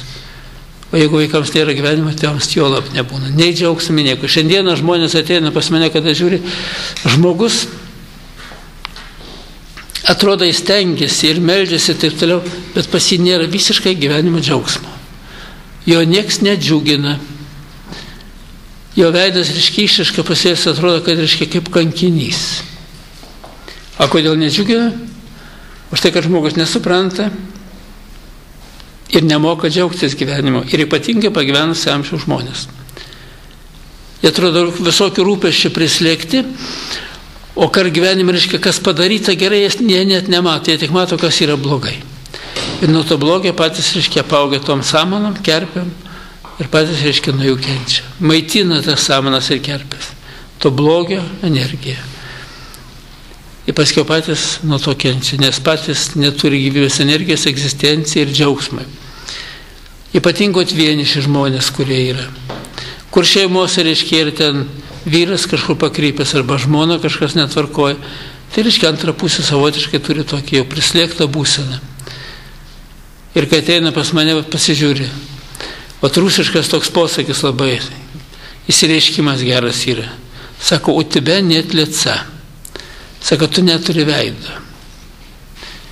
Arba pas tave nėra veido, jeigu išreikšti, reiškia pagal pažodinį vertimą, tai reiškia, tavo veido išraiška netitinka normalaus žmogaus veido išraiškai. Tai va daugelis ateina, kad tikrai neturi to veido. Jo būsena tokia ir per veidą atspindys matosi, koks yra. Taip kad, o kodėl nėra? Todėl, kad vaikai negerai, kažkas tai Amerikoje negerai, kažkas Anglijoje negerai. Kaip su močiute kalbėsi, pasikeičia jos rodiklai, pasikeičia vaikų Amerikoje, pasikeičia vaikų Anglijoje. Va kur esmė. Jeigu šiandien kalbėti apie vaikus, negali nepaliesti, reiškia, žmogaus. Nes žmogaus būsena, kaip tik tai vaiko siela maitinasi per tėvą ir motiną sielą. Reikia užmaitinti normaliais gyvybės syvais. O kad užmaitinti jais, reikia juos turėti. O normalus gyvybės syvai yra tik pa žmogų, kuris neįkliuvęs į tos dvasinės tamsos pastus. Kai jo gyvybingumas, reiškia, gyvybės energijos jis daugiau turi, negu kad, reiškia, atiduoda. O šiandien ateina žmonės 60% atiduoda toms esybėms visokioms, tam blogiui, ir 40% tik tai savo lieka. Tai ir šiandien su vienu vyru kalbosi. O sako, jeigu tau būtų dabar 40, reiškia, dabar turėti 40%, jeigu tau dadėti 60% tavo tos jėgos energijos ir kūrybiškumo, kaip tau atrodo gyvenimas? O, jis sako, kaip atrodytų. Sako, skriščiau kaip su sparnais. O dabar šliaužia kaip sliekas. Tai va. Ir mano tikslas, kad žmonės suprastų, suvoktų ir sugebėtų, reiškia, tą dalyką. Pirmoji suprastų, ko reikia, o paskui dėtų pastangas, kad taip gyventi. Ir tada viskas bus gerai. Kokie klausimai? O svarbiausia, to mokyti vaikus. Ką jūs galėtumėte parekomenduoti žmonėms, kurie, sakykime, sako, tos įvykius garliavoja ir pažiūrėjo, krenta jų lygis? Kaip reaguoti tą informaciją? Yra toks vienas labai geras šventam rašte. Ta tiesa, neteisk ir nebūsi teisiamas. Žmonės, kai teisia, pirmoje eilėje niekas nežino, kaip ten iš tikrųjų yra. Kodėl tie neatiduoda ir kodėl tie, galbūt čia ir politikų netgi sumanyti, reiškia tą, kad reiškia kažkur tai nutraukti dėmesį nuo politinių įvykių. Netgi ir tokie dalykai galimi yra. Bet vienas dalykas yra taip yra. Aišku, aš žiūrėjau tiesiog vienas įkėdamas saugumo dėlį, kaip teisingiau yra, kaip pagal visatos dėsnis, jeigu pažiūrėti, ta mergaitė turi augti su mama. Tos paskalos, kur paskelbtas yra, tie visokie pletkai ir taip toliau, toli gražu, ne visi atitinka, reiškia, tą tikrąją tiesą ir, reiškia, yra išgalvoti, yra sumastyti kai kurie. Ir praktiškai yra, ir jeigu netgi buvo kažkoks tai blogis yra, kada motina, reiškia, pergyvenasi, va tie vidiniai stresai yra, praktiškai jau kada žmogus atliko atgailą, keičiasi, reiškia, jo būsena ir turėtų būti pagal tą planą, kaip numatyta Dievo, kad vaikas turi augti su tėvais. Aišku, jeigu, reiškia, tėvai ne visaverčiai, jeigu, reiškia, nepilno proto yra, aišku, kažkas tai turi, reiškia, pasirūpinti daugiau. O tie artimiausi tai yra tie seneliai, kurie daugiausia galbūt ir meilę skiria vaikui. Taip, bet kada, reiškia, paverčiama į tokį ir dar su kažkas tai padeda tą daryti, reiškia, čia nėra taip paprastai. Vaikas, jis, reiškia, taip kenčia ir iš tikro, bet ta tikrąją tiesą, kodėl taip vyksta, tai čia dar toli gražu. Vargu ar dar gerai žino ir patys tie, kurie taip elgiasi. O valstybėje tai turi būti taip yra. Yra įstatymas, yra tvarka. Ir netgi va šiandieną, pavyzdžiui, ten atstatyti nuosavybę, jeigu teismas priteisė, kad, reiškia, ta nuosavybė tikrai yra, įrodė žmogus tą, reiškia, nuosavybės tiesą, yra prisiteisė, reiškia, ir valstybės, reiškia, vykdoma yra. Įstatyminė tvarka duota tam, kad ją vykdyti, o ne kad, reiškia, svarstyti. O paskiau galima, reiškia, ginčyti, galima dar žiūrėti. O teisės, motinos teisės pirmoje eilėje. Jeigu motinystės teisės atimtas, taip, tada, reiškia, kitaip yra. Bet kol motinystės teisės neatimtas, praktiškai visai kiti dalykai yra. Ir kokia prievarta naudota, ir kaip naudota. Jeigu visą istoriją įsigilinti, kaip ten vyko, tai, sakyčiau, daugelį, reiškia, žvilgsnį pakrypti matyti kitaip. Aš nesigilinu tas informacijas, kažkas tai nuogirdas, reiškia, o tai vienas pasako kažką, tai kitas, bet aš per daug, reiškia, nesureikšminu. Bet kada, reiškia, uždaviau klausimas pagal visatos dėsnius, kaip, reiškia, turėtų būti, man parodė, aš netgi irgi sakyčiau, kad vaiko nereikia traumuoti, taip turiu, bet pasirodo, kad 80% teisingai, kad gyvent su motinai, tik 20%, kad su tai seneliais. Tai va taip, kad aš į tuos dalykus žiūriu, reiškia, ramiai, o žmonės, kurie įsijungia į šitą smerkimą, jie paskiau turės problemų netgi savo šeimose, savo vaikuose. Negalima tą smerkimą, neteisk ir nebūsi teisiamas, yra galingas, reiškia, yra išmintingas posakis.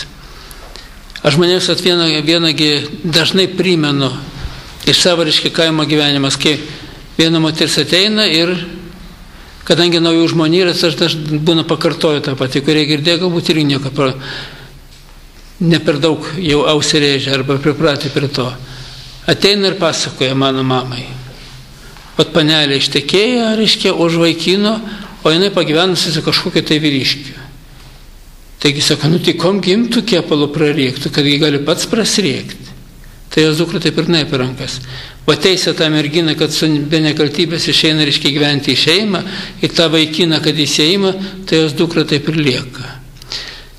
O štai yra pasakyta šventame rašte, kad ko nenori pats savo ir savo vaikams, nedaryk to, nepalinkėk to didžiausiam priešui. Kokia galinga išmintis, nes kai, reiškia, įsijungia į tą sukarį, tai tada nukrypsta. Tie žmonės, kurie šiandieną, reiškia, kaip tik tai kurie šią dieną, reiškia, daugelis knaisiasi po įvairius, reiškia, tas istorijas, jie daro labai daug klaidų.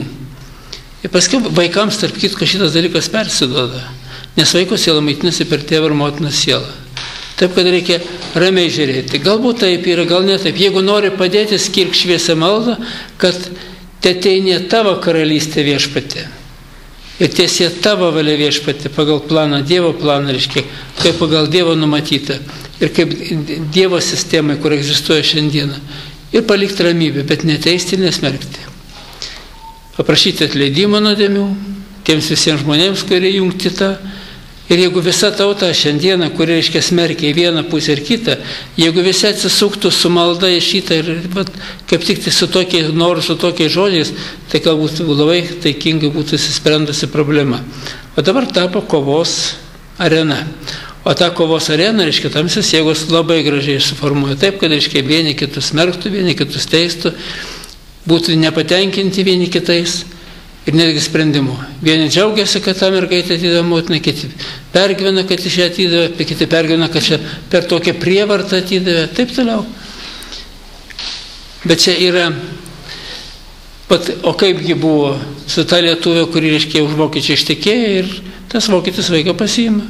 Ir ES, reiškia, sprendimai, yra teisės ir viskas. Jis pasiima savo vaiką pas save, o vokietis ne motiną atiduoda, o, reiškia, tėvai. Ir jis turi teisę, tėvystės teisę. Mat, kokie įdomus dalykai, reiškia, yra. Pas mus, reiškia, įstatymą tvarka, reiškia, irgi kažkokia tai. Taip, kad ir neteisinga yra, ir teisinga, o pirmoje tai yra taip, yra žmonių santykiai. Jeigu santykiai normalūs, jie priima sprendimą, randa kaip, išvažiuoja į Airiją, ten palieka vaikus seneliams, kiti, reiškia, išvažiuoja kažkur į Angliją, palieka seneliams, bet iš tai, reiškia, irgi tas nėra sprendimas teisingas, nes vaikai turėtų augti su tėvais, paskiau laikas bėga, vaikai atpranta nuo tėvų ir nebesirūpina jais. Vienu žodžiu, gyvenimas yra labai visur persipinęs įvairiais tais negatyvais, o tie negatyvai duoda pasekmes. Taip, kad patys žmonės, kurie žiūri šitas laidas, jie turėtų geriau, reiškia, kaip sakiau, skirti šviesią maldą, paprašyti nuodėmę atleidimo visiems ir palikti Dievo valiai, o neteisti ir nesmerkti. Kokį dar? Dabar naują dalyką žiūri, tokį ryšį su mirusiais. Ką jis duoda? Ką tai reiškia? Koks reiškia šitą dalyką? Yra, kurie nori turėti ryšį ir per jų norą irgi turi, ten su vyru mirusi, su žmona mirusi. Yra ryšys pastovus, yra, reiškia, žmonių ryšys su savo tėvais, seneliais, proseneliais. Per sielos, reiškia, jungti yra pastovus ryšys.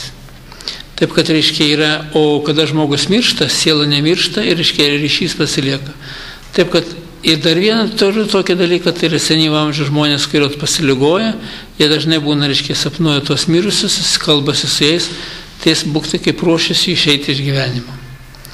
Tai yra irgi signalas tos, kad ruošiasi išeiti. Taip, kad jau yra, kaip yra pasiruošęs, turėdamas kontaktą pasiruošęs. Dažniausiai tai būna kažkokia liga, kas nors, kur artėja, reiškia, prie mirties. Būna ir tokie dalykai. Taip, kad yra skirtingai. O šiaip jau, reiškia, yra žmogus, kuris gyveni čia žemė, tai reikėtų, ryšys turėtų būti toks, skirti šviesią maldą, jeigu prisimenu kokį blogą dalyką, per atgalą neutralizuoti tą blogį, kad pasidarytų žmogų lengviau mirusiam ir palikti ramybę. Ir jokių būdų, reiškia, nekeikti, neturėti kažkokių negatyvių nuostatų jo atžvilgių, ypatingai vyro atžvilgių, mirusio žmonos mirusios atžvilgių. Netgi įsiskyrus, reiškia, neturėti pykčio, nepykantas. Bet žmonės, kadangi nežino, tai negali atleisti ir paskiau pririša prie savęs žmogų. Tai yra ta siela ir tada, reiškia, būna atitinkamų niuansų. Tame tarp ir sapnai, ir mintis, ir nesėkmės, nelaimės. Nes ten, kur yra negatyvi informacija, jinai duoda būtinai negatyvias pasiekmes. Taip, kad su mirusiais yra, kurie mirusieji, jie praktiškai gyvena irgi šitam pasauliu taip, kaip priklauso. Dievo sukurtam pasauliu, tik jie yra kitam lygyje, kitoje dimensijoje, bet jie nėra, daugelis nebūna netgi išnykę. Jie, reiškia, sielos egzistuoja, o mes esame jų sielų tesniai. Taip, kad apie mirusius arba gerai, arba nieko. Tai jie turbūt mums padeda iš ten. Kai kuriems padeda, kai kuriems kenkia. Žiūrint, kokiam lygiai išėjo. Jeigu meldysi, tai matot, mišios, malda, bet yra kaip yra su meilė, tas yra daroma, ar tik tai iš pareigos. Čia irgi daug reiškia. Jeigu su meilė, reiškia labai daug veikia, padeda ir mirusiems, jeigu iš pareigos ir dar su pykčiu, su priekaištais, tai yra atvirkščiai su ramybė ten. O, noriu paklausti, dėl tos tradicijos laidoti ir statyti antkapius mirusiems, kuris, sakykime, Čia pagarba yra, jinai nėra blogai. Tik tai, matai, daugelį vyksta tas, kad kaip pasirodymas. Bet jeigu tu nuoširdžiai darai viską, kaip pagarba tėvui, pagarba motinai, pagarba broliui ir taip toliau, tai čia nėra blogai. O jeigu darai dėl žmonių, tai čia nieko nereiškia. Tai yra vidinė pagarba ir rūpinimas. Nes kur meilė pagarba, ten yra, reiškia, tikrai pozityvus dalykas, o kur atvirkščiai tik tai pasirodymas, bet dar nešiojamas kažkokia tai pykčio nepykantas, tai yra nieko to neduoda. Bažnyčios yra jungiamas, reiškia, katalikų, pravoslavų, kiek yra svarbu, daleiskim, vienoj pasikrikštė, kitoj nuveini pasimeldė ir čia per tą Gregorę yra kažkoks poveikis, kaip geriau pamai. Mano nuomonė tokia yra. Krikščionys, visi, kurie yra krikštyti, vardan Dievo Tėvo ir Sūnaus ir Šventosios Dvasios, jie praktiškai yra visi Dievo vaikai. Ir kitas iki netiek svarbu, ar tu katalikų bažnyčiai pasimetė, ar stačiatikių bažnyčiai, cerkviai, ar dar kažkur tai reiškia yra. Svarbu, kaip tu reiškia, kokia tavo malda ir koks ryšys su Dievu pačiu sukūrėju ir koks tavo maldos nuoširdumas. Taip, kad yra, netgi bažnyčia žodis yra, aš niekuomet nesusimaščiau, iš kur ta žodis yra. O vienas iki važiuodamas į Daugpilį, važiavom ir viena moteris ir jinai sakė, va šit, nevažiuojant, o nuvažiavo, sako, ten yra, kaip maldos tokie namai. Net ne bažnyčia ir tie maldos namai vadinasi Božnica. Tai Božnica labai gerai atitinka, reiškia, šitas žodis bažnyčia atėjęs iš slavo kilmės žodžio. Nes tikėjimas, reiškia, ėjo ir iš rytų, ir iš vakarų. Ir mūsų bažnyčios pavadinimas labai atitinka, reiškia, visą skambesį šito žodžio. Ten Božnica, čia bažnyčia. Netgi jeigu raidės rusišką sustatyti. Tai čia yra iš kalbos kilęs, reiškia Dievo namai. Jo. Tai reiškia yra. Taip, kad yra, taip ir yra, kad ta bažnyčia, reiškia, ta tvirtoji dvasinė visa išmintis sukaupta tenai, reiškia, ir netgi visų ritualų galimybės, taip toliau, tai yra mūsų, reiškia, bažnyčia, iš tikrųjų, reiškia, tie yra kaip Dievo namai, kur gali atėjęs ir pasiguosti, ir poterį sukalbėti, ir padėkoti, ir taip toliau. Tai yra atlikti tą ritualą, kuris tau nieks netrukdo, tu gali tą atlikti ramiai, savo nuoširdžiai. Ir viskas yra, esminis dalykas yra nuoširdume. Ir atgaila, ir malda, ir su meilė dėkingumu. Ne tik nuoširdumu, bet su meilė dėkingumu. Sako, kaip čia dabar atgailą atliksiu su meilė dėkingumu. Pats save keikia žmogus, jeigu save keikia blogai. Reikia sugebėti atleisti kitiems ir sugebėti atleisti savo. Ačiū Viešpatie, kad supratau gyvenimo klaidą. Su dėkingumu Viešpačiui, o ne su savęs smerkimu. Nes kas padaryta, dabar reikia išlipti atgal. Ir kai su meilė dėkingumu vyksta atgala, žmogus sugrįžta atgal normalią būseną. Tai tie maldos namai, tie Dievo namai, jie reiškia iš tikrųjų padeda žmogui geriau susikaupti. Ir ten yra skleidžiamas tos tiesos yra, kiek žmonės sugeba, tiek jas aiškina. Mažiau teisingai, daugiau teisingai, bet reiškia yra vieta, kur žmogus gali susikaupti ir būti pabendrauti su kūrėju. Galbūt lengviau negu kitose vietose. Taip, kad reikia panaudoti tą savo gyvenimo praktikoje. Vieną kartą aiškino kunigas, kodėl, reiškia, geriausia į savo tikėjimo bažnyčią geriausia eiti. Dėl to, kad žinai visą ritualą, žinai kalbą ir gali nebūti pasyvių dalyvių, kur tik sėdžiu ir ką visi daro, stojuosi, ar ten kažką tai žegnojuosi. Bet atsakau visus žodžius, ką klausia kunigas, ką sako jis. Reiškia, mes esam dalyviai, aktyvūs dalyviai mišių, ne pasyvūs. O jeigu aš atsidursiu kito tikėjimo, aš kalbos nesuprantu, aš tada kažką tai gal tik savai pasimelsiu pagal save, bet aš nedalyvausiu tos bažnyčios mišių tam rituale. Aš nebūsiu aktyvus dalyvis, todėl kad aš nežinau kalbos, aš nežinau, kada kur ką reikia pasakyti. O aktyvumas yra, reiškia, tai yra žmogaus tas noras, šviesos noras yra kaip tik viešpats vykdomas yra. Už tai ir maldos, ir šviesa daug naikina to blogio, kuris yra sukauptas pačiame žmoguje ir aplinkoje. Taip, kad geranoriškumas, aktyvumas yra. Kiti netgi žmonės, kurie aukštesnė lygio reiškia yra išsilavinę, turi ir jie kitas iki reikalingesni bažnyčiai, nes padeda ir tiems, kurie žemesnė lygio pakilti. Kokie dar klausimai? Man draugas sakė, kad be kitom kalbom, kai meldiesi, įeiti į ekstaziją, apskraudyti, jeigu aš sako, tu neįeini, tai tu apsėsi. Nu, galbūt ir draugo tas paaiškinimas ne visai šviesus yra. Galbūt jam ir duoda tokį žodžius. Jeigu kalbos nežinai, negalėjai. O ateina joga, užsiminėja, ir sakau, mantras kalba. Kokią kalbė? Rusų kalba? Nu gerai, kalbėk. Ir kalba, žodžiu, žiūri, viskas gražu, tik vieno vietoje skylė ir viskas subyra. Ir tos skylės nepastebi. Ir paskui paaiškins, pažiūrėk, kokia čia skylė, čiagi viskas visai priešingai, visai sistemai. Arba jeigu lietuvių kalba, irgi taip pat. O jeigu kažkokia tai indų kalba, tai tu gali kokią nori ekstaziją eiti, jeigu tu nesupranti, padarysi. Ir dar žodžiai neištarsi taip, kaip priklauso, o tu ekstazija. Tai va, tie ekstazija gali įvesti tos tamsios jėgos, kada tu kvailioji. Nes skylė auroje kažkur tai? Jo, ne auroje, o skylė pačioj sistemoje žodžiuose. Žodžiai reiškia prasmė turi būti. O žiūrėkit dabar mūsų, paimkit mūsų maldininką. Kažkur tai gal netgi 30 metų, o gal reiškia dar ankstesnis yra.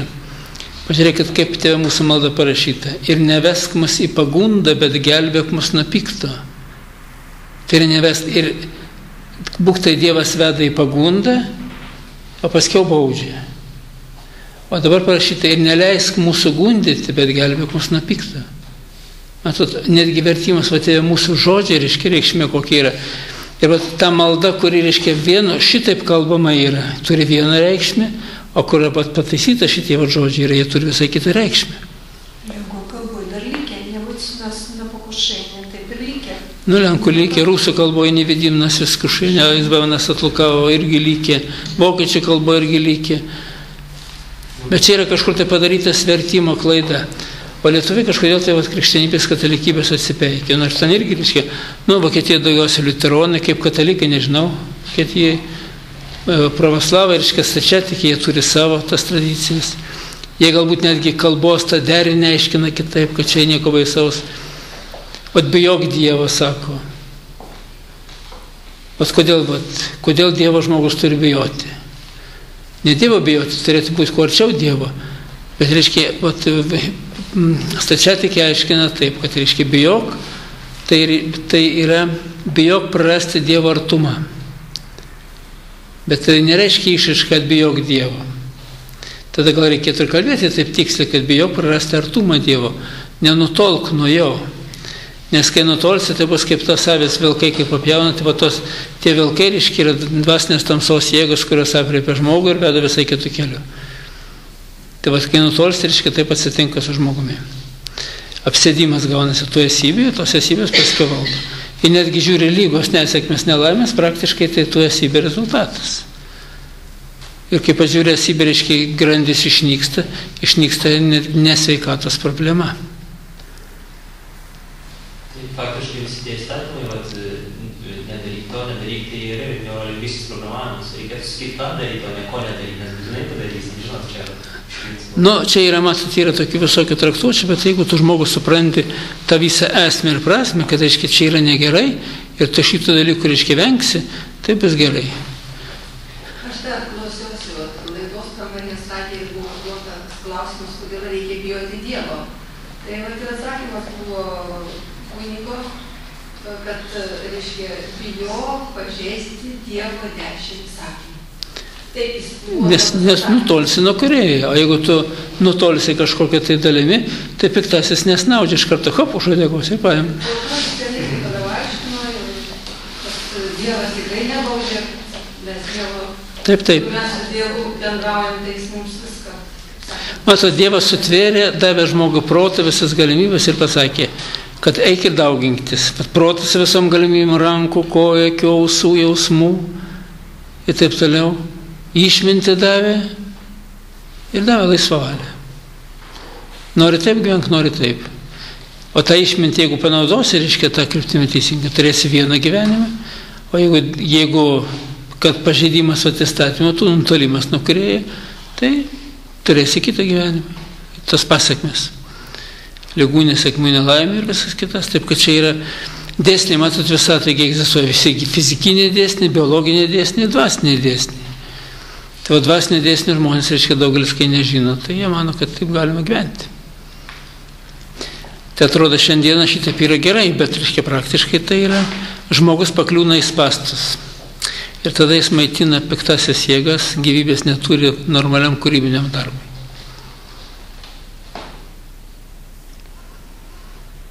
O kalbant apie vaikus, jūs nebandėt matuoti šiuolaikinių edukacinių filmų moters įvaizdžio seksualinio vaikam, kur perkeliamas įtakos? Yra labai negerai. Šitie filmai, kur, reiškia, yra jie, jeigu tie animaciniai ypatingai filmukai, kur, reiškia, yra tos netgi būtybės, kurios, reiškia, ten dalyvauja, jos yra ne, kaip Rusija sako, bezabraznėje. Nebejėgiški, be išvaizdo. Ir jos, reiškia, yra vaikai, netgi paskiau prižiūrėję naktį sapnuoja tos visus dalykus ir to gyvenimo gyvena. Čia yra išvedimas iš pusiausvyros, yra labai blogai. Aš atsimenu, dar tarybiniais laikais rodė, kaip, reiškia, elnė ir elniukas. Elniukas eicho. Ir taip toliau. Nuostabas, reiškia, ten rodo, kaip, reiškia, turbūt gėris dominuoti. Ir kaip gėris tas laimi. O dabar tos esybės, reiškia, tos... Ir aš kada žiūrėjau, reiškia, pas mane yra ta diskelis, yra iš moters vienos, kaip jinai, mirė, operaciją atliko ir operacijos metu ant operacinio stalo mirė jinai. Jie išvežė į morgą ir po 3 dienų jinai atgyjo. Ir tas 3 paras, reiškia, ją vedžiojo, reiškia, angelas ir rodė, kaip ten tam pasaulyje viskas gyvena ir jinai grįžusi turi papasakoti viską. Tai jau ten buvo vienoje vietoje, reiškia, ten stovi, sako, namukas ir ten prie namuko tos moteris, reiškia, yra ir vyrai, džinsai gražus, ažūrinės kojinės, reiškia, figūras atrodo gražios, o kada pažiūrė į veidą, sako, lica bezabraznėje. Sako, kas čia tokie? Sako, jau čia demonai. Ir, reiškia, kaip žmogaus sielą išvilioti. Ir kai išviliojo sielą, vienas ten kažką tai paduoda. Sako, ką jis ten padavė? Sako, sielą, kad surištų, atidavė tam. Ir pas mane yra tokių, atėjo nesenai irgi vyras. Sako, aš pardavė velnių sielą. Sako, kaip tu pardavė? Aš sako, taip sakiau. Išlaisvink mane nuo pėjikystės, aš tau atiduodu sielą. Į sielą pasiėmė, nuo pėjikystės neišlaisvint, dar daugiau pradėjo gerti.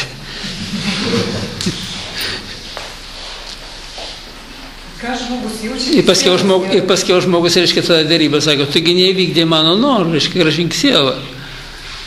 Sutarties neįvykdė. Ar atidavė? Ne, jam visą laiką, reiškia, dar tu čia vaikštai, dar gyveni, kada tu pabaigsi savo, reiškia, kada tu pasikarsi, kada tu ten nuskesi, dar taip toliau. Ir visą laiką balsas tas ir kalba galvoja. Taip, kad visko yra. Taip, kad savo sielą reikia saugoti. Ir jie šviesinti reikia. Neužteršti reiškia blogomis mintimis, darbais, veiksmais. Ir sielos namus taip pat. Nu taip, pati kūną. Nesityčioti. Nedaryti jokų. Tas, kas kenkia. Kūnas tai yra sielos buveinė, tvirtovė. Taip.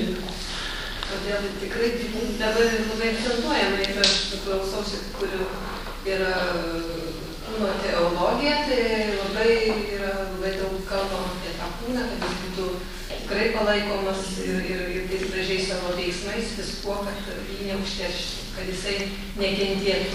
Ir kad dvasia po to pradeda kentėti, nenori tokiam kūne būti, dažnai išeina iš tokio. Tai va, taip, kad sėkmė laimė palieka tą kūną. Ir tada tos esybės pradeda veikti, gundytojas ir taip toliau. Ką dar? O padėvėtus rūbus galima išvesti? Nu, reikėtų palaiminti, galbūt šventų vandenį apšlaukti, padėkoti žmonėms, kurie atidavė labdarą. Ir jeigu kas buvo blogai, paprašyti nuodėmio atleidimo, kad būtų atleistas, apvalyti, tada galima nešioti. Bet gali padaryti tik tai tiek, kiek pats gali. O padėvėtose rūbose lieka visa informacija buvusi nešiojusių žmonių. Būtai, mašinas, viskas padėvėta, reiškia, kas eksploatavo, kas buvo, yra. Aš esu tyrinėjęs tus klausimus. Jie yra įdomus. Ir informacijos mašina, kiek avarijų buvę yra informacija. Ir kokie lygiai pasilikė, reiškia, lieka. Yra. Ir paskiau tos avarijos programos, jeigu tik lygis tavo žemesnis nukrenta ir pats turės avariją. Sakykite, kaip veikia žemės neneigiamų laukai, tas Hartman tinklas žmogaus lygiai? Reiškia, taip yra poveikis, bet jeigu žmogus šviesus yra, tai praktiškai jau nealina. Bet jeigu žmogus yra su problemom, tai kai kurios problemos, reiškia, labai nualina žmogų. Yra žemės stovinčios bangos. Ir vat energija kyla maksimas, jis spinduliuoja, paskui silpsta, nulis, susirbė energija, maksimas susirbimų, paskui vėl iki nulio. Tokias bangos, reiškia, tokie kaip vola eina. Va taip pat. Jeigu pažiūrėti, ir va šitaip vola eina. Ir kur du maksimai susideda, tai ten, reiškia, būna gera. Žmogus, reiškia, jeigu tokioje vietoje miega, tai jis gerai pailsi. O jeigu du minimui, tai, pavyzdžiui, vaikus, tai vaikas gali naktį šnekėti. Ir netgi naktį vaikščioti. Tada pradeda pas daktarus tampyti ir ištenka lovytę persėti į kitą vietą ir dingsta. Taip, kad yra poveikis, bet reiškia, yra poveikis taip, jeigu žmogus pozityvus, tai žmogaus energetinė pozityvumą nepaveikia tos jėgos. Bet jeigu negatyvas, tai būna kartais, kad ir negerai. Kaip čia dabar su tos Italijos žemės drebėjimo, ką čia irgi žmonių yra iššaukta? Ne, matot, yra žemės paviršiai, reiškia, irgi koncentruojasi tie visi niuansai. Turi žmonės irgi poveikį, bet žemė, reiškia, pastoviai vyksta procesai. O tų procesų vyksmą, reiškia, žmonės iš tikrųjų sustiprina arba susilpnina. Taip, kad yra. Jeigu tai pažiūrėti, reiškia, mūsų žemės plota visa atrodo kaip kiaušinio lukštas. Lyginant su visa masė, kuri yra viduje, ir reiškia, masė yra karšta ir pastovė tos judėjimai, eina ten sprogimai ir visi, ir tas lukštas ne kai kur neatlaiko. Ir paskui atsiranda niuansai. Jeigu jūrai, tai bangos pakyla stiprios. Kaip Japonas banga nušlavė. Tsunamitas. O yra, reiškia, žemės paviršiai, taip irgi. Ugnikalniai išsiveržia. Taip, kad yra. Bet žemės neigiamų taškų, tai šios tikriausiai labai yra reikausia dalykai turėti, nes, sakykime, ir Vilniuje yra 5 aukščiai, kur Latvijai visi serga vėžiu. Tai vėžys yra programinė liga, jeigu turi programą ir sudaro sąlygas vystymuisi. Čia vis daug, šiandien ir dar ateityje daugė šitų vėžinių susirgimų, nes žmonės nežino, užsikrečia. Pavyzdžiui, aptarė lytinį santykį su panelė, kuri turi vėžinę programą ir gausi arba su tokiu vaikinu. Tai labai platimas, jeigu programas yra sudarimas vystimosi sąlygos, jis visas, aš suanalizavęs vėžio visą sistemą. Kaip susitvarko programas, viskas net būna, kad ir vėžys išnyksta. Taip, kad jeigu priklausomas žmogus, jeigu moka gyventi ramybėje, paskiau susitvarko. Onkologinė įtampa, tai irgi vėžio pradžia? Ne pradžia, o nervų sankaupas. Užpikuojant motinas, liko impulsas ant tėčio dar, ant kaimyno dar ir kaupėsi, o kad nesikaupti reikėtų per atgalą neutralizuoti kiekvieną įvykį, o jeigu neutralizacijos netlieki, lieka įtampa. Niekur nedingsta jinai. Neigiamų emocijų sankaupas, kurios, reiškia, yra išspinduliuota žmogaus esybės, jos koncentruojasi pačiame žmoguje. Tame, kuris išspinduliavo tą blogį. Ir labai gražiai atrašoma Saruo Emoto ir Shigeo Harayama, medicinos mokslo daktaras, japonas Shigeo Harayama. Tai yra, kai žmogus stresuoja, pyksta, jos smegenys išskiria noradrenaliną, nepaprastai nuodingą medžiagą, kuri natūralių nuodų grupė užima antrą vietą po gyvatės nuodų. Tai o šitie nuodai yra kaip tik tai vėžio labai geras maistas. Jeigu nori stresuok, pyk, neapkęs, ir bus gerai. Būsi aprūpintas vėžio vystymas. O jeigu nenori, tai ramiai išmintinga gyvenk, jeigu prašauka kažkoks stresas, per atgalą neutralizuok, nepalik jo, nes tai ir kaupėsi tą įtampą. Kiekvienas impulsas pasilieka ir impulsas ant impulso dasideda ir už tai nekaupti impulsą. Jeigu pirmoji nedaryti tų blogų minčių neturėti, bet jeigu jinai prašoka, per atgalą neutralizuok. Čia kaip bumerangas, viską, ką tu palinki padarai, tau viskas grįžta. Negrįžta, tu suformavai tą blogį, pats, kaip sako, pats ir valgyk.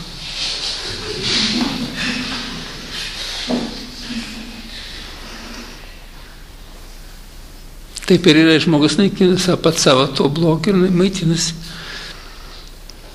dvasiniu blogiu. Taip, kad jeigu žmonės žinotų, kaip yra blogai pykti, tai viskas stengtųsi, kad nepykti. Jeigu žinotų, kaip blogai neapkesti, viską darytų, kad neturėti tos nepykantos, formuoti savyje tą būseną, kad nespinduliuotų tokią pykčio, nepykantos, nuoskon. Tai yra neigiama emocija. Nes neigiamas emocijos yra ardančios, o ne kūrenčios.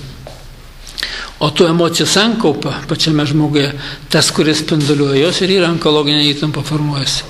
Jinai prasiveržia insultais, infarktais, prasiveržia vėžio, cukraligėm, nervinės prigimties, taip toliau. Tai vat, taip, kad iki malonaus sekančio.